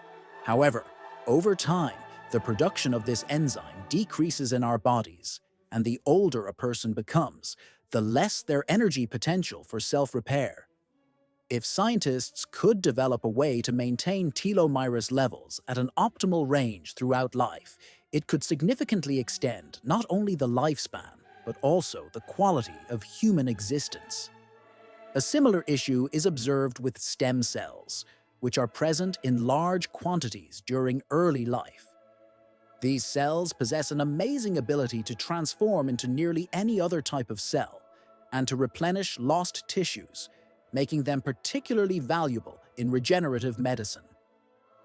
Many researchers also delve into studying the genetic and molecular mechanisms that govern aging and disease development. Mastering methods to modify and control the genetic code could enable humanity not only to eradicate many hereditary diseases and disorders, but also to develop cloning technologies and create human prototypes with ideal characteristics. On our planet, there are organisms that impress with their extraordinary longevity and ability to evade aging. For example, naked mole rats, strange subterranean creatures living in large colonies, are virtually immune to the signs of aging and death common to other mammals. Another vivid example is some species of jellyfish capable of radically restarting their development cycle at any moment, returning to early stages of life and thus maintaining infinite existence. Experiments on mice regularly administered the enzyme telomerase showed that they became not only more active, but also lived significantly longer than their peers. Science suggests that such discoveries could lead to the creation of longer-lived, possibly even immortal organisms. In some legends and scientific speculations, there is an image of vampires, beings that live for centuries by feeding on human blood. Theoretically, such stories may have a basis, as genetic and biological interventions could potentially lead to such an infinite life cycle. However, these ideas are still difficult to implement in humans due to the complexity of adapting such features. At the same time, some scientists are already proposing to integrate advances in robotics and artificial intelligence into medical practice. Likely, in the future, human consciousness could be transferred into computers or virtual environments, allowing people to live forever in digital form. Some may agree to live in a virtual reality free from war, disease, hunger, or poverty, considering it their alternate eternity. But it is worth contemplating the consequences that omnipresent immortality could entail. The most important thing is to ensure that this technology remains accessible to all segments of society. If the chance to live forever becomes only a privilege of the wealthy or the highly influential, sooner or later, a situation will arise where their deaths, caused by accidents or illnesses, would lead to a catastrophe for the rest of the population. Such social inequality could tear apart even the most stable civilizations. Moreover, even with the possibility of immortality, humanity would face new and serious challenges: overpopulation, economic crises, and increasing conflicts. Imagine people continue having children without regard for mortality, and the planet can no longer sustain the growing population. This would inevitably lead to resource wars, famine, and even deeper poverty. As a possible solution, measures such as birth control or even forced sterilization of a significant portion of the population are considered. Ideas similar to those proposed by one of the Marvel Universe characters, Thanos, who intended to destroy half of mankind to balance resources, could, to some extent, become a reality for future generations with access to eternal life technology. The only truly positive solution that comes to mind is the mass colonization of other planets and the exploration of deep space. Imagine for a moment that a person possesses immortality, maintaining a vigorous and productive age forever. Such a scenario would automatically create a harsh social divide, where those lacking sufficient wealth would be forced to work constantly in different places, with no prospects for advancement or opportunity to change their social status. This situation would inevitably lead to new conflicts, which could flare up with extraordinary intensity. The moral aspects of immortality have repeatedly been examined in artistic and cultural traditions. Expecting their endless life, people might experience all possible pleasures and see all the countries and peoples of the world, achieving everything humanly possible. But after filling their senses with endless experiences, the quest for new sensations would begin, often contradicting moral norms and ethics. One way to get a powerful adrenaline rush might be the murder of another person, which could plunge society into chaos and instability once again. Ultimately, a long life without limits could lead to apathy, where people, losing interest in the world and themselves, would voluntarily choose to leave life behind, viewing it as empty and pointless. Part 31 of 49. It is especially difficult if immortality is unavailable to everyone without exception. In such a case, many will simply watch as their loved ones die and age, facing numerous tragedies that are repeated from generation to generation. However, with the development of evolution, each new generation of immortals will become stronger and smarter, much more advanced than the first immortals. Over time, the gap between them may become so great that the older ones will begin to be perceived as primitive, underdeveloped beings. In such a situation, infinite existence would turn into an insult for those who once occupied the heights of the human hierarchy. The high-activity characteristic of modern society is precisely explained by the short lifespan. If we possessed eternal life, progress would slow down to a standstill. Much in our discussions suggests that it is precisely the brevity of human life that conceals a certain secret of successful civilization development. Perhaps mortality itself creates the necessary dynamics and driving force for progress in all spheres of life. Therefore, it may not be worth striving so madly for immortality. It would be more correct to focus on maintaining human health and activity for, say, 60 years, and if necessary, even reducing the lifespan to maximize its quality. Many people dream of being able to change the past, to correct mistakes, prevent tragedies that brought them suffering. Time travel seems like an unreachable dream, an impossibility that, as is customary to think, will remain forever in the realm of science fiction. But this does not mean that it is always inaccessible. It may happen that someday we are destined to travel back in time and influence the course of history. In humanitarian literature, movies, and series, the theme of time and its manipulation is often raised. Since humans learned to think about the phenomenon of time, there has been hope for the possibility of returning to the past and correcting errors. However, in most works of fiction, such attempts either do not change the course of events or lead to extremely negative consequences, often even more destructive than the original mistakes.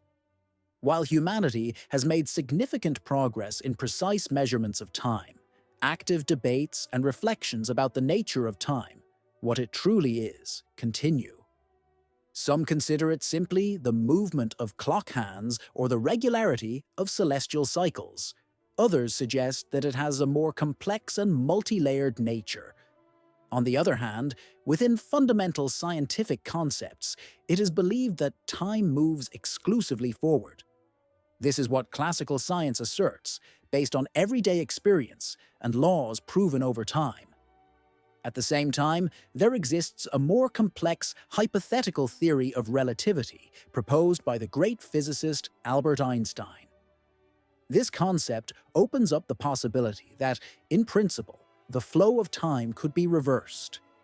Einstein himself confirms that within his theory, there is a likelihood of conditions or regions of space where time might flow backward, although such situations remain hypothetical in practice and require further research. Humanity has learned to measure time using various devices and methods developed over centuries of scientific and technological discoveries. However, the question arises, why did the concept of the cyclical nature of time, divided into segments, form in the first place? One theory suggests that the number 360 emerged from rounding the number 365, the number of days in a solar year, which is used in the astronomical calendar. Furthermore, dividing this circular notion of time into 12 parts could be related to observations of lunar cycles orbiting the Earth over a year. Ancient cultures also developed their own systems of measuring time. For example, the Egyptians divided the day into 12 hours of daylight and 12 hours of night, with each hour carrying its own significance associated with specific natural states or rituals. The Babylonians, renowned for their excellent mathematical school, introduced the division of an hour into 60 minutes, based on the number 60, a number that played an important role in their numeral system. Thanks to this knowledge, we still find it convenient today to divide an hour into 60 minutes and a minute into 60 seconds. Over 100 years ago, the eminent English scientist Isaac Newton proposed the concept of time as a stationary axis that assigns a specific parameter at any point in space. This understanding remained the foundation of classical physics for many years and kept its relevance. According to this theory, time functions as a kind of coordinate system, allowing us to determine when an event occurs and to measure its duration. It is crucial for science to have a measurement system akin to a coordinate grid that enables precise identification of events in space. However, space offers the freedom to move in any direction, while movement in time implies a single direction, forward along the time axis. That is why scientific concepts distinguish between movement through space and movement through time. The subsequent development of ideas about time shows that, at least hypothetically, there is a possibility for humans to perceive moving backward in time. Usually considered a complex task, but the principles embedded in the theory of relativity suggest that a single moment need not be necessarily associated with only one dimension of time, and more complex forms of its flow are possible. Understanding time as an absolute and unbreakable entity, one of the laws of classical science, tends to lead to the belief that it is universal and unchanging. However, for more than a century, it has been widely accepted that the flow of time depends on conditions and the environment. In particular, the well-known theory of relativity states that motion and gravitational conditions can slow down or speed up the passage of time. For example, being near a black hole or moving at a velocity close to the speed of light means that time will pass differently for a person in these conditions compared to observers at rest. Einstein said that the actual perception of time depends not only on universal laws, but also on who is measuring or experiencing it. For instance, in pleasant company, clocks may seem to run quickly, while in uncomfortable or unpleasant situations, they can appear to move very slowly. In some cases, the feeling of time can stretch to such an extent that 1 second seems like an hour or even an infinity.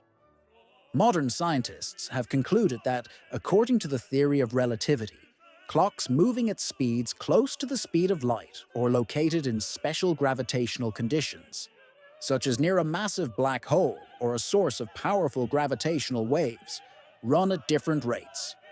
For us, time is usually determined by the reading of clocks, familiar mechanical or electronic, but in theory, there is a hypothesis that in certain points of space, it is possible to travel through time not only forward, but also backward in the opposite direction. Which seems like science fiction, Quantum physics, which studies the microworld and its properties, continues to develop ideas laid out in the theory of relativity. Modern physicists suggest that one of the places where the flow of time could be completely reversed is black holes. However, all such hypotheses remain, to this day, merely theoretical, deeply speculative models requiring confirmation through experiments and practical research. The history of science shows that many theories proposed by scientists in past centuries have been confirmed only after long periods, sometimes decades, or even centuries later. Sometimes this required an astonishingly long passage of time, several hundred or even thousands of years. Nevertheless, the currents of time and the development of technology continue to inspire researchers, as the concept of time travel remains an open and relevant challenge. Today, the possibility of moving into the past or future still has not become a reality. The main obstacle is that such advanced technologies are currently unavailable. The primary barrier to their creation is a violation of one of the fundamental laws of physics, the principle of causality. This principle states that all events in the present are the result of causes that occurred in the past. In other words, the past determines the present and future, not vice versa. From this follows that changing events in the past could lead to serious alterations in the current time. There is a variety of opinions on this issue within the scientific community. Some researchers believe that any interference in historical events inevitably sets off a chain of changes capable of evolving into new circumstances that completely alter the course of history. In their view, it is difficult to predict exactly how these changes will manifest in the future, as the influence on the causal chain is rarely predictable. Others hypothesize that time is a closed cycle and everything that has ever happened remains unchanged regardless of attempts to alter it. These scientists suggest that influencing the causes of certain events through so-called temporal parallels or alternative development lines can create conditions under which new timelines emerge alongside the original events. Debates between supporters of these perspectives lead to the emergence of so-called time paradoxes, mysterious scenarios explaining how possible changes in the past could affect the present and future. One such paradox is predetermination, which posits that a person traveling back in time to alter past events becomes part of that very historical scenario. As a result, a vicious cycle is formed where changing the past inevitably leads to the future remaining the same as it was. An illustrative example is the plot of the second part of the famous Back to the Future trilogy. In this film, the protagonist, Marty McFly, travels back in time again, and thus causes the events that already happened to him in the first film. This exemplifies the idea that any attempt to change the past can ultimately lead to the same outcome, because the traveler becomes part of the changed history. The discussion of this topic also extends into the realm of the so-called ontological paradox, which implies that not only the present and future, but also the past, can be indeterminate. In other words, any act by a time traveler has the potential to trigger a chain of events that lead him back into the past, creating a closed loop. For example, during a romantic relationship with a woman from the past, he ensures her pregnancy and the birth of a child. This child, as he matures, ultimately becomes the traveler himself who went to the past. If he had not traveled there, he would not have been born. This effect can be easily illustrated using the first two parts of the Terminator franchise. The character sent into the past to protect the mother of the future resistance leader ultimately grows up to become that very future hero.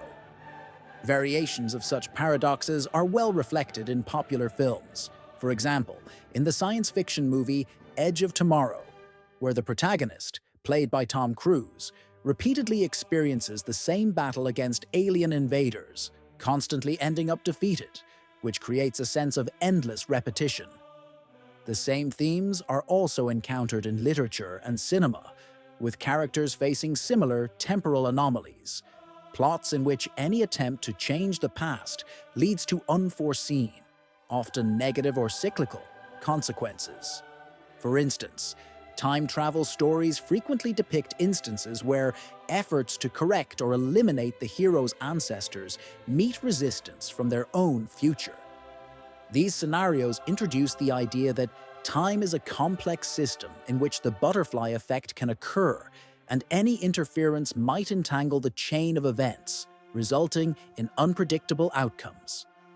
Ultimately, all these paradoxes and hypotheses remind us of how intricate and mysterious the nature of time is, and that our understanding of its structure and possibilities remains far from complete. In the famous film Groundhog Day, the main character, despite numerous efforts and attempts to radically change the situation, is forced to relive the same day repeatedly. This looping cycle gradually becomes a test not only of his patience, but also of his understanding of his own life.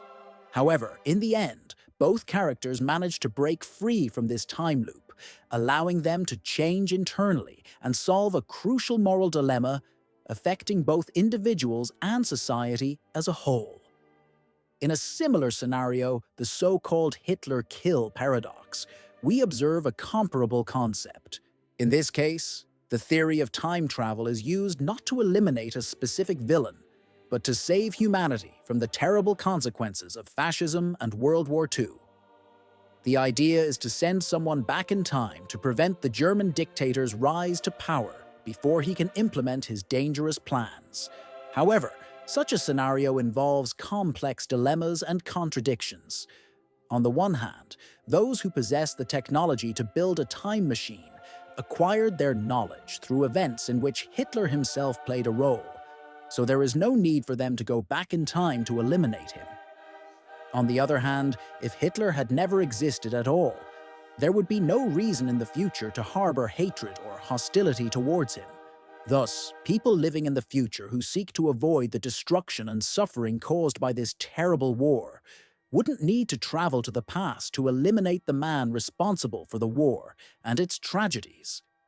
At the same time, the development of fascist ideology was influenced not only by Hitler's personality, but also by a complex network of historical, political, and economic factors of that era. Of particular significance were economic crises, political instability, as well as the influence of certain philosophical currents and ideas that found fertile ground for growth. Therefore, removing a specific leader, Hitler, was not the only or even the primary way to prevent the spread of fascist ideology.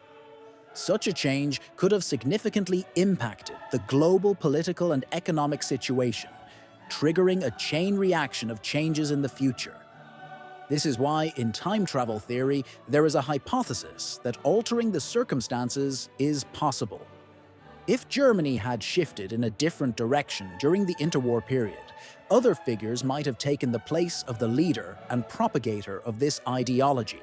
For example, if in a scene from the film Terminator 2, all developments that directly or indirectly led to the war between machines and humans had been destroyed, it would not guarantee the complete prevention of the conflict. Simply put, the artificial intelligence system responsible for initiating the war could have been created differently with other technologies and concepts.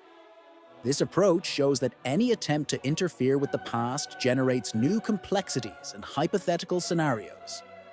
The last known time paradox in science fiction, the Hordes paradox, is based on a principle proposed by the theoretical scientist Novikov.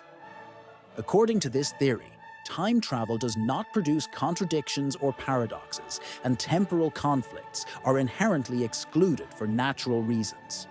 For example, in this scenario, if a billiard ball were to collide with itself in the past, the event would halt any further movement through the temporal wormhole. In popular culture, this effect was vividly demonstrated in the series 12 Monkeys, where clocks from the past and future, placed close to each other, cause serious disruptions in the space-time continuum, erasing from history the events occurring at that moment. This is merely a fictional illustration reflecting the idea that temporal paradoxes are more a reflection of theoretical musings than an insurmountable reality. Science, for now, remains within the realm of hypotheses and assumptions. Modern research, based on the theory of relativity, developed over a century ago, is still in its infancy. Despite this, there is hope that in the future, humans will learn not only to travel through time, but also to influence the past. Such progress would open doors for historians and paleontologists, expand the horizons of knowledge about eras and events, and perhaps help us avoid past mistakes, learn lessons, and make our future path wiser and safer. Ordinary time travelers who do not interfere with the course of events or try to change them can observe the lives of people in different eras or even witness impressive representatives of ancient nature, such as dinosaurs that lived in their natural environment thousands of years ago. In this regard, a zoo can be seen as something similar to a small prison for animals. We all know that such institutions are created so that people can observe rare species and learn to treat nature with care. Many visitors enjoy these places because observing well-groomed animals housed in clean and well-maintained enclosures, they believe that these creatures live carefree and easy lives, that their lives are not suffering and are not under any threat. But if you take a closer look and delve into the structure of these institutions, it becomes clear that not everything is so straightforward. Behind the facade of pleasure and educational purposes lies a more complex reality. For most people, the main motivation is the desire to see rare and amazing animals, believing that zoos are primarily created for their protection, the conservation of endangered species, and public education about wildlife. In a sense, this is true. However, few think about what happens beyond this ideal picture, especially in the largest zoos, where scales and interests often turn out to be quite different. There, considerations about animal rights and their true well-being are least prioritized. Today, we have the opportunity to try to understand whether zoos genuinely benefit the living beings they contain, or if they are turning into a special kind of prison. On our channel, The History of Humanity, we explore not only the evolution and daily life of ancient animals, but also contemporary ecological issues, scientific achievements, and discussions on conservation. By subscribing to our channel, you will be the first to learn about new materials and publications and share this information with others, spreading interesting and important ideas. In today's age of easy access to information, when one can learn about the life of animals without leaving home, many still seek to visit places where they can see predators, herbivorous birds, and marine creatures confined in cages. Almost every settlement has a zoological park or a similar institution, where spectacular shows involving animals are organized to attract many visitors. These complexes often feature cafes, souvenir shops, and a multitude of entertainment options hidden behind bright signs and promises of a unique experience. Consider the main arguments presented to justify the existence of such places. Zoos employ scientists and specialists who develop programs for the conservation of rare and endangered species, ensuring their survival even within captivity. However, most animals exhibited in zoos are not truly rare or endangered. They thrive in their natural habitats despite human activities and the reduction of suitable living areas. If zoos only kept animals listed in the Red Book, such an institution would immediately lose much of its popularity and financial stability. There are zoos that long ago became tourist attractions, drawing millions of visitors, since many people dream of seeing a lion, an elephant, or a giraffe in person. Knowledge about rare animals is mostly limited to scientists who dedicate their lives to studying and conserving them. Since the majority of the population is quite disconnected from this topic, visits to the zoo often become more of a form of entertainment and a chance to feel proud of their contribution to nature, often at the expense of other living beings. Zoos have long turned into profitable businesses that generate significant income for their owners. Some of the revenue is allocated to charitable causes, like funding conservation projects. However, overall, it is hard to justify the fact that living creatures are deprived of freedom and kept in captivity. Despite the efforts of scientists and conservationists, the question of the morality and ethics of keeping animals in such institutions remains urgent and highly relevant. No entrepreneur would operate at a loss, and zoos are no exception for their owners. Their primary goal is always profit, and often the methods used to increase income become more important than moral standards and humane treatment. Many zoos are unprofitable enterprises, and to improve their financial situation, their management often resorts to various tricks and manipulations. The presence of young animals, especially babies, usually significantly enhances the attractiveness of the facility for visitors. Therefore, the main strategy often boils down to breeding and maintaining as many young animals as possible, rather than working towards restoring the natural populations of wild animals. As a result, surplus animals are often disposed of without much regret, eliminating them or at best, transferring them to other zoos or breeding centers where a different team manages their population. An important factor justifying the shift of focus from keeping animals in zoos to hunting grounds concerns the conditions in which these animals live. Well-designed zoos create spacious enclosures to give each animal enough space for a full life. This is intended to ensure their comfort and protection. Nevertheless, even the most carefully arranged enclosures, although substantially better than confined cages, cannot compare to the size and richness of space in the wild. The larger and more behaviorally diverse the animals are, the more space they require to survive. For example, the territory of adult male brown bears can reach 400 square kilometers, an area that cannot be recreated within the limited space of a zoo. Even the largest enclosure, no matter how spacious, can be easily viewed in one glance, which cannot compare to the vast expanses of nature where animals can move freely. Although predators in the zoo do not need to constantly search for food, since they are regularly fed, their natural instincts require much more space. In their natural environment, they are able to exhibit the full range of their habitual behaviors, which is impossible in a cage or enclosure. Visitors may not notice when an animal is feeding or hunting, because in the zoo, it is fed in specially designated areas. Animals, however, become accustomed to having food always at hand, which leads to a reduction in their natural instincts. As a result, they often appear tired or irritable, and their health suffers. Many injure themselves by scratching, thrashing, or charging at the barriers, indicating stress and inadequate living conditions.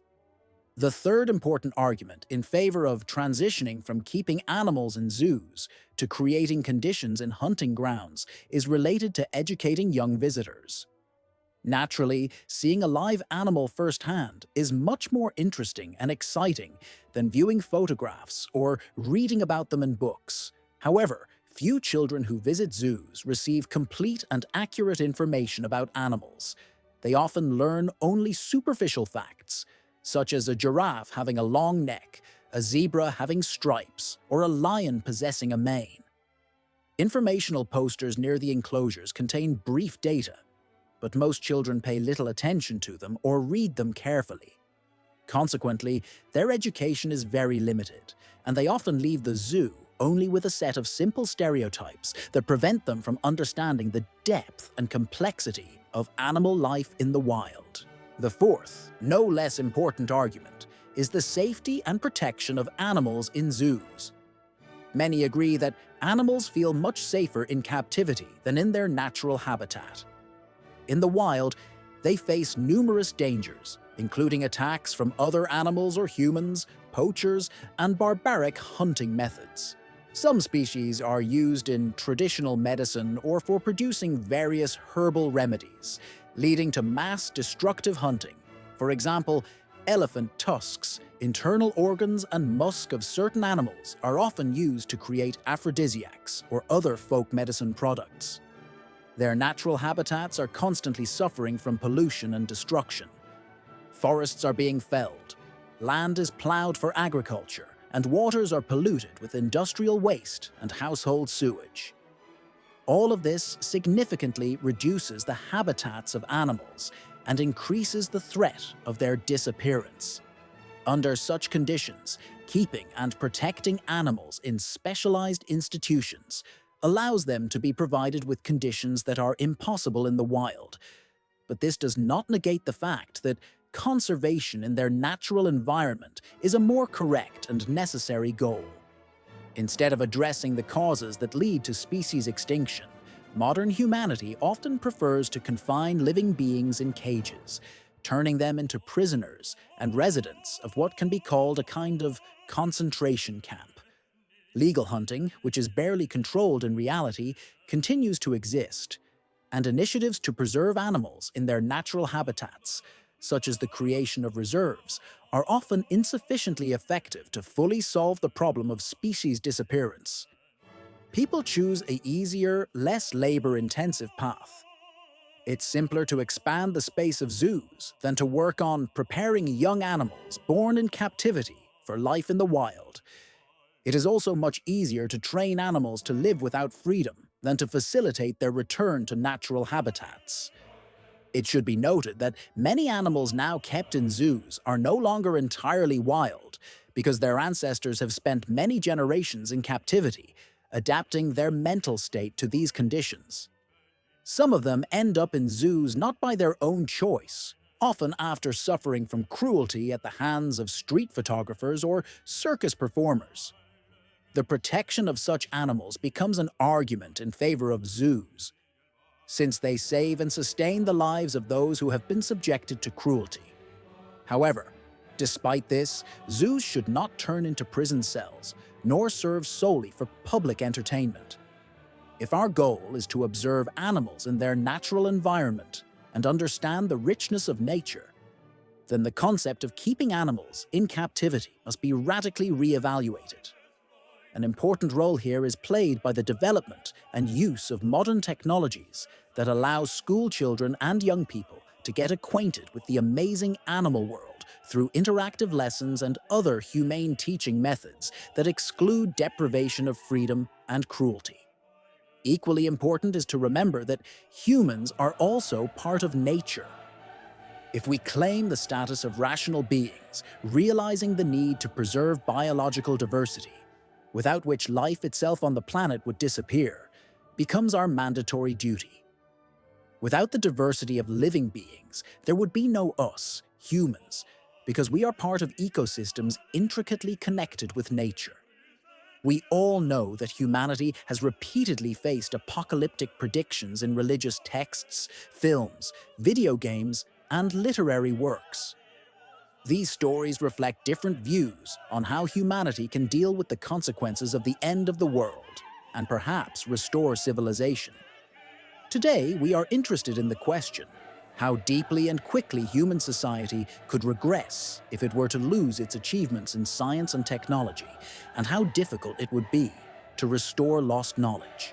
If you are interested in questions about life on Earth, the development of science and technology, watching our video will help you expand your knowledge and look at the problem from a broader perspective. This will enable you to stay informed about new materials and share your thoughts in the comments. Support through likes helps spread our content and grow our audience. Global natural catastrophes, such as severe earthquakes, powerful hurricanes, tsunamis, pandemics, or conflicts involving nuclear weapons, can lead to an end of the world scenario, destroying a large part of the population and wrecking infrastructure. Let's not consider survival scenarios in radioactive wastelands or encounters with zombies. These are merely science fiction. Imagine that, after a major disaster, almost no humans remain on Earth. For example, everyone could have been infected by a deadly virus, with most dying in terrible agony. Before that, people took precautions, shutting down nuclear reactors, halting transportation, releasing water from dams, stopping all vehicle traffic, and disconnecting water supply, gas, and electricity. What they faced was a nearly pristine and safe planet, free of dangerous radiological and chemical contamination. In cases of large-scale disasters caused by radiation, acid rains, powerful hurricanes, tsunamis, severe earthquakes, or global climate change, it is believed that humanity could regress to the era of primitive man, the Stone Age, requiring a complete restart. Nonetheless, this stage is more akin to the Middle Ages, when society was on the verge of transforming or experiencing upheavals. Despite all difficulties, life continued in its diversity, and the return to conditions similar to the Dark Ages or the Renaissance depended on many factors influencing the course of events.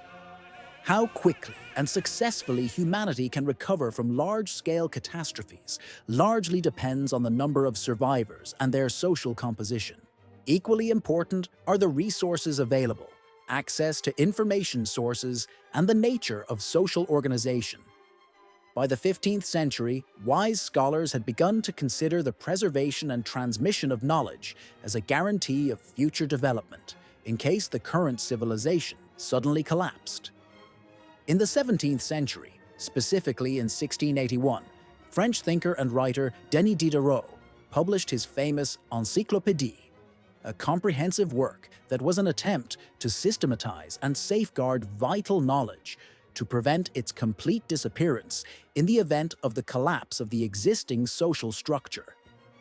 One can also recall the Roman experience. Many technologies and knowledge accumulated over centuries were lost during the Middle Ages, and some were reborn, or had to be reinvented from scratch. These historical lessons serve as a reminder of how fragile progress can be in history.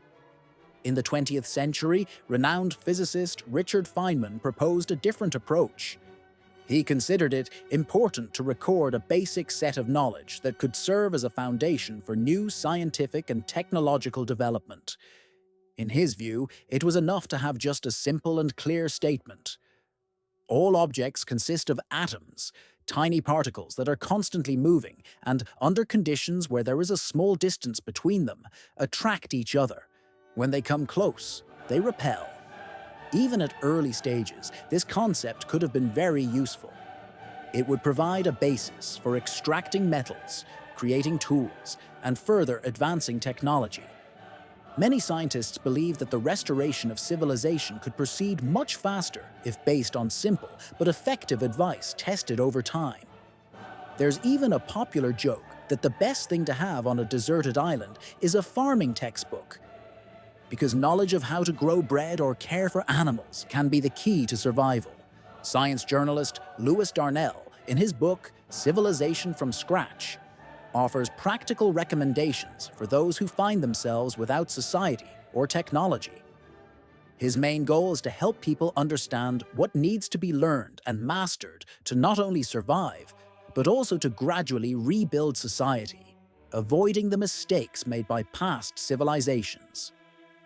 Darnell emphasizes the importance of starting to move in the right direction immediately and achieving positive results as quickly as possible so as not to lose the chance for revival. However, even in the most favorable scenarios, such as an end-of-the-world situation, executing any precise plan for survival would be an extremely difficult task. Let us now return to one of the earlier questions. How many people are needed to restore the human population? Clearly, just Adam and Eve are not enough to preserve the full richness and diversity of the modern human gene pool. If only one man and one woman remain alive, it would not be a recovery, but rather the beginning of a rapid decline. Scientific studies indicate that among the ancestors of all peoples and tribes inhabiting the Pacific Islands, there were roughly 70 women capable of reproduction, migrating from Asia to Australia along migration routes. Therefore, if in the future a group of a few hundred people awakens, humanity would have a chance for rebirth. It is also extremely important to know what these survivors were before the catastrophe. If among them there are enough people skilled in agriculture, hunting, and providing themselves with food, such a group will be able to sustain themselves, securing shelter, sustenance, and stability. Especially if among them are doctors, engineers, or individuals with knowledge in technology and education, their presence will significantly accelerate the return to life, as they will be able to restore or recreate necessary tools and mechanisms, as well as reconnect with the technological achievements of the past. The most important factor to consider in the upcoming future is the knowledge and skills that the new generation will pass on. Presumably, these people will not choose to live in large cities, filled rapidly with human structures and buildings. Primarily, they may prefer solitude in the countryside, where nature can still serve as a reliable resource and protection. During the early years after a major catastrophe or a global destructive force, they will revert to basic means of obtaining food, hunting, and gathering, since these methods existed long before the advent of complex technologies. In the initial phase of their journey, they will almost certainly revisit the ruins of once great cities, searching for remnants of the past, crucial for survival. However, over time, nature will take its course. Ruins, roads, bridges, and buildings will disappear beneath dense vegetation and the ravages of time, making way for new life. Similar to ancient times, rivers will again become the main routes of transportation, along which human settlements will begin to regenerate. As agriculture grows and develops, new challenges will arise related to restoring cultivation technologies. Most modern crops, grown on an industrial scale, are the result of years of selective breeding and cultivation, designed to maximize productivity and resilience under contemporary farming conditions. Without the use of fertilizers, modern protective agents, and proper care, these crops will either yield very sparse harvests or disappear altogether, giving way to simpler, more natural forms of cultivation. Perhaps after this peak in agricultural recovery, humanity will also adjust. Those who can adapt to the new conditions relying solely on primitive knowledge and skills. Some basic technologies like windmills or water wheels can realistically be restored quickly due to their relatively simple design. With minimal knowledge of mechanics and electrical engineering, people could create wind turbines capable of providing minimal, yet essential electrical power. However, completely reconstructing systems like lighting, such as traditional incandescent bulbs, or using modern electronic devices would be practically impossible without scientific knowledge and advanced machinery. After all, fuel supplies are exhausted, which will gradually become more difficult to access due to worsening quality and availability. People will have to revert to using horses again. Producing even the simplest rubber items will become problematic, as raw materials for rubber will become unavailable or scarce. Over time, synthetic fabrics will disappear, and wool will once again become the main material for clothing and other textiles.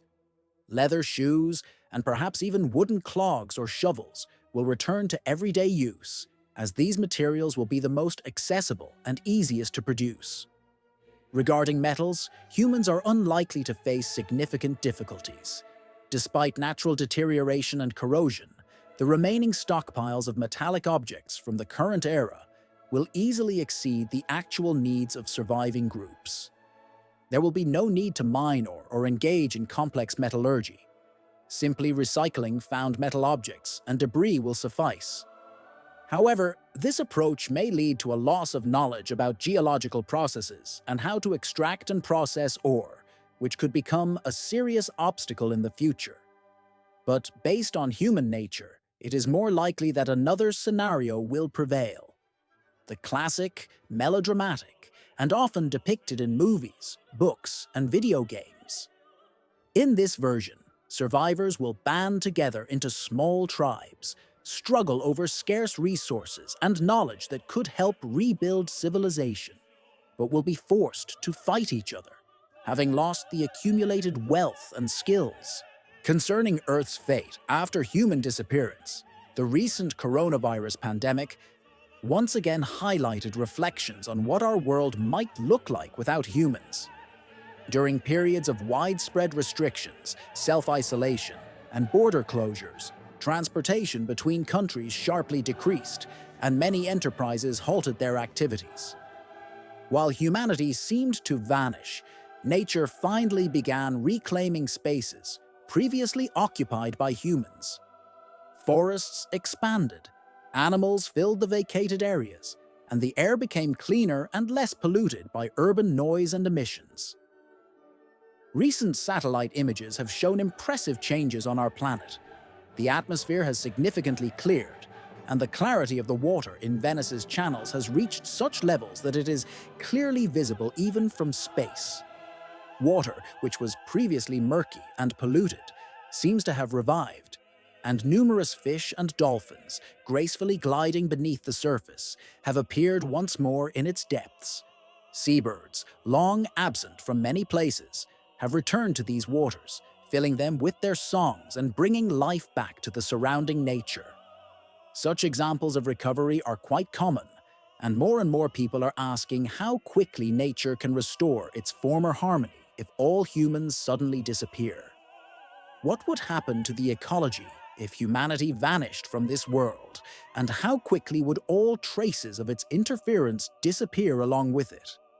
If you are interested in real, scientifically grounded hypotheses about the possible extinction of human civilization and the timeframes for global catastrophes, we recommend carefully reviewing our materials.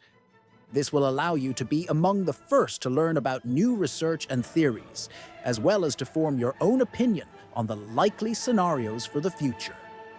Active participation in discussions, where people can share their thoughts and reflections, plays an important role in this process. It is also essential to remember the need for critical perception and objective analysis of information, since scientific hypotheses require careful consideration and verification. Long ago, American journalist and publicist Alan Weisman published a book called The World Without Us, in which he attempted to understand what would happen to our planet if all humans suddenly disappeared. This concept inspired documentary filmmakers, and in 2008, the History Channel created a series of outstanding documentaries based on the idea. These received widespread acclaim among viewers and experts in the scientific community. Numerous specialists considered that the plot of this series could be viewed as a scientifically grounded hypothesis based on logic and knowledge. All arguments presented in the films and in the book are supported by opinions from experts across various fields of science and technology who work at a high level of professional competence. These materials allow us to practically see what would happen to the planet if all humans suddenly vanished, like a scenario from science fiction. At the same time, the most mysterious and controversial aspect of such an assumption remains the question of the cause of the simultaneous disappearance of the entire human race. In the scenarios developed by the creators, it is assumed that all people suddenly and mysteriously vanish in 1 second, as if under the influence of magic, leaving behind only emptiness and silence. Meanwhile, mechanisms and devices created by humans continue to operate, and all machines and objects remain in place as if they were static monuments of the era of human presence.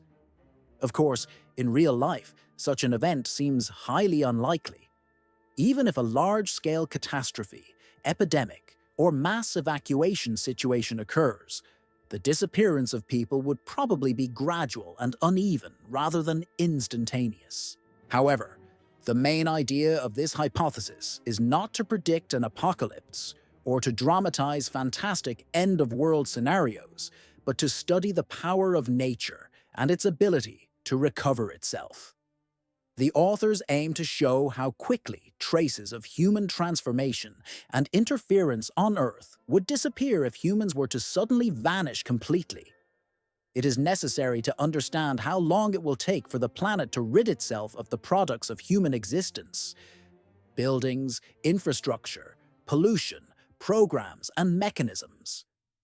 Let's try to briefly imagine the possible developments in this hypothetical world. Without people, the first days after humans disappear, the situation remains almost unchanged. Cities seem to fall into silence and peace. Cars stop roaring on the roads, urban streets fill with emptiness, billboards no longer flicker, and street sounds. There are none. During this time, power plants begin to shut down. Electric stations gradually cease generating electricity. Why? Because the management and maintenance of these systems are primarily carried out by humans, so their automated processes start disconnecting in their absence. Domestic animals continue to live as they still have some food and water left in their bowls. Their lives go on as usual until supplies run out and new humans feed them. Wild nature, constantly fighting for survival, is probably not even going to notice changes soon. They are accustomed to being surrounded by humans. For animals and birds, the disappearance of humans is nothing more than a temporary change. A whole week has already passed. In these cities, abandoned and left behind by humans, changes begin to occur with lasting consequences. In places where life once thrived, fires increasingly break out because there is no one to extinguish them or maintain fire safety measures. Water in underground systems, such as subway tunnels or communication channels, begins to flood as water diversion operations have stopped.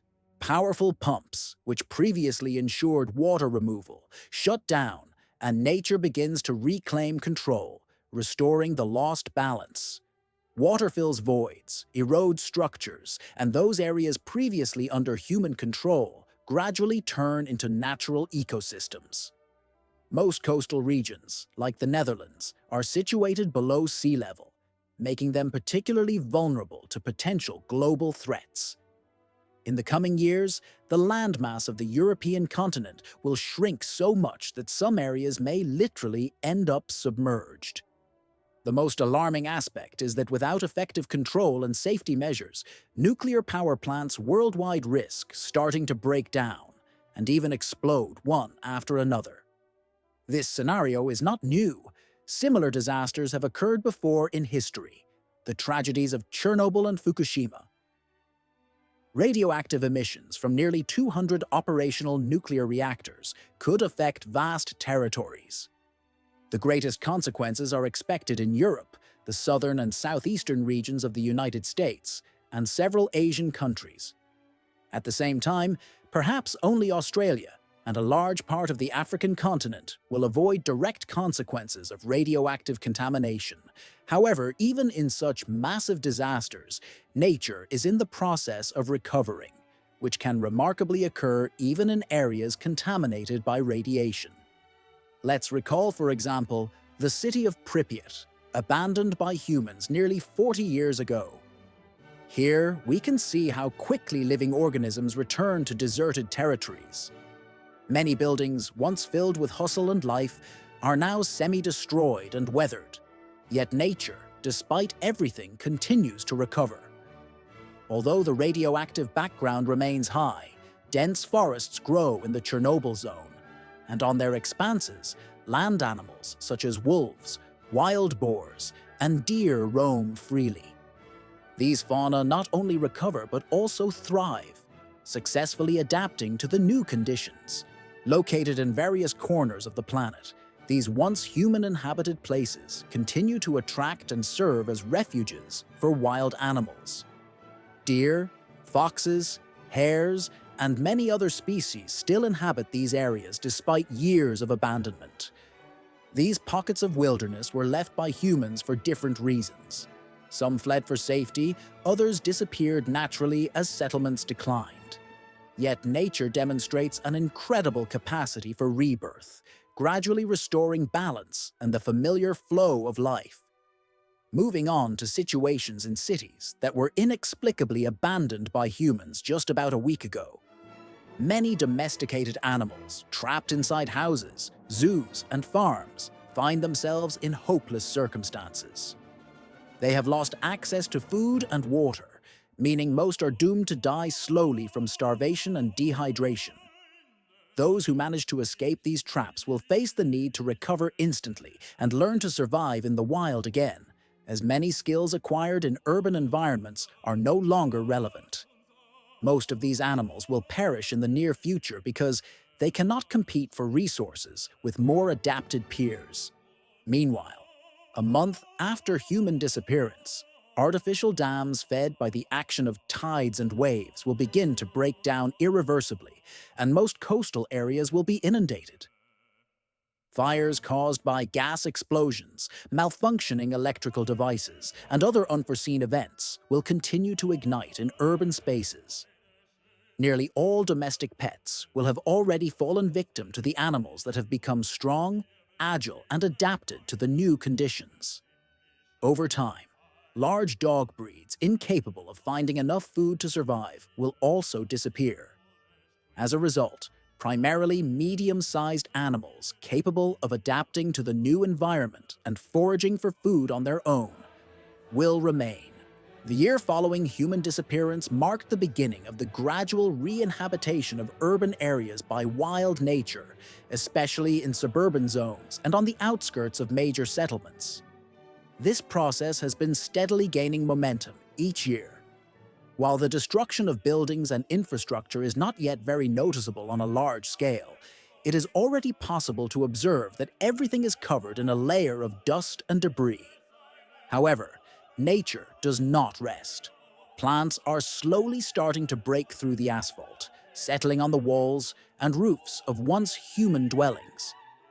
Over approximately 5 years, streets and city roads coated with a layer of soil will gradually be overgrown with grasses and plants. The upper floors of high-rise buildings will become habitats for birds and cats, which, like many other species, will find shelter inside the ruined structures. During these years, wild nature will continue to increase in urban areas, and gradually buildings will begin to decay, giving way to a new, wild ecosystem that will once again fill these spaces. Many cities, once teeming with life and activity, will eventually be submerged as the sewage and drainage systems fail completely and cease to function. More than half a century has passed, and natural forces have ultimately taken over, transforming the landscape of the Earth's surface. In city centers, even the mechanisms and devices that once operated non-stop on energy and electricity to sustain visible infrastructure have come to a halt. A layer of dust and mud has enveloped the ground so densely that sunlight, which previously penetrated the atmosphere unimpeded, now barely reaches it. Metal structures, so familiar and characteristic of urbanized areas, have begun to fall into disrepair, corroded and worn down by time and rust. Artificial satellites, once intended for data transmission and communication, lose their orbit and fall back to Earth, adding chaos to these remnants of technological progress. During this period, burial sites containing hazardous waste stored in specialized containers also deteriorated, causing significant environmental harm and complicating efforts to restore the natural balance. About a century passes, and all buildings constructed by humans, from majestic palaces to ordinary houses, gradually disappear, eroded by the forces of time and nature. Architectural monuments like the famous Siena Tower, the Taj Mahal, and the Brooklyn Bridge will lose their integrity and cease to exist, although they could have survived for millions of years if not for their destruction. Meanwhile, some ancient structures, such as the majestic Egyptian pyramids, the ancient Colosseum, and the massive Great Wall of China, will withstand the test of time for much longer, at least several million years.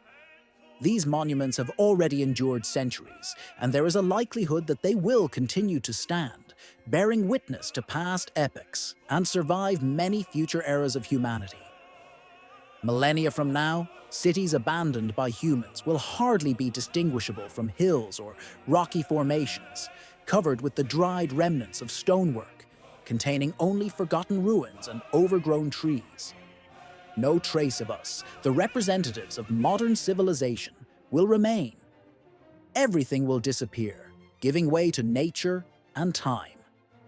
Ultimately, after tens of thousands of years, all of humanity and its creations will vanish completely, leaving behind only shattered ruins buried under layers of soil and stone.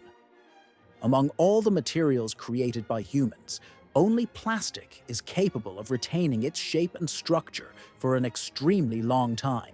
If by that time new intelligent beings or archaeologists from other planets appear on Earth, they will be able to study the remnants of our civilization through preserved examples of polymer products, plastic bottles, packaging, and other objects made of polymers. Thank you for watching this description until the end. To learn more about the future of our planet and the possible fate of humanity, continue exploring our materials and reflections, because only together can we understand what lies ahead.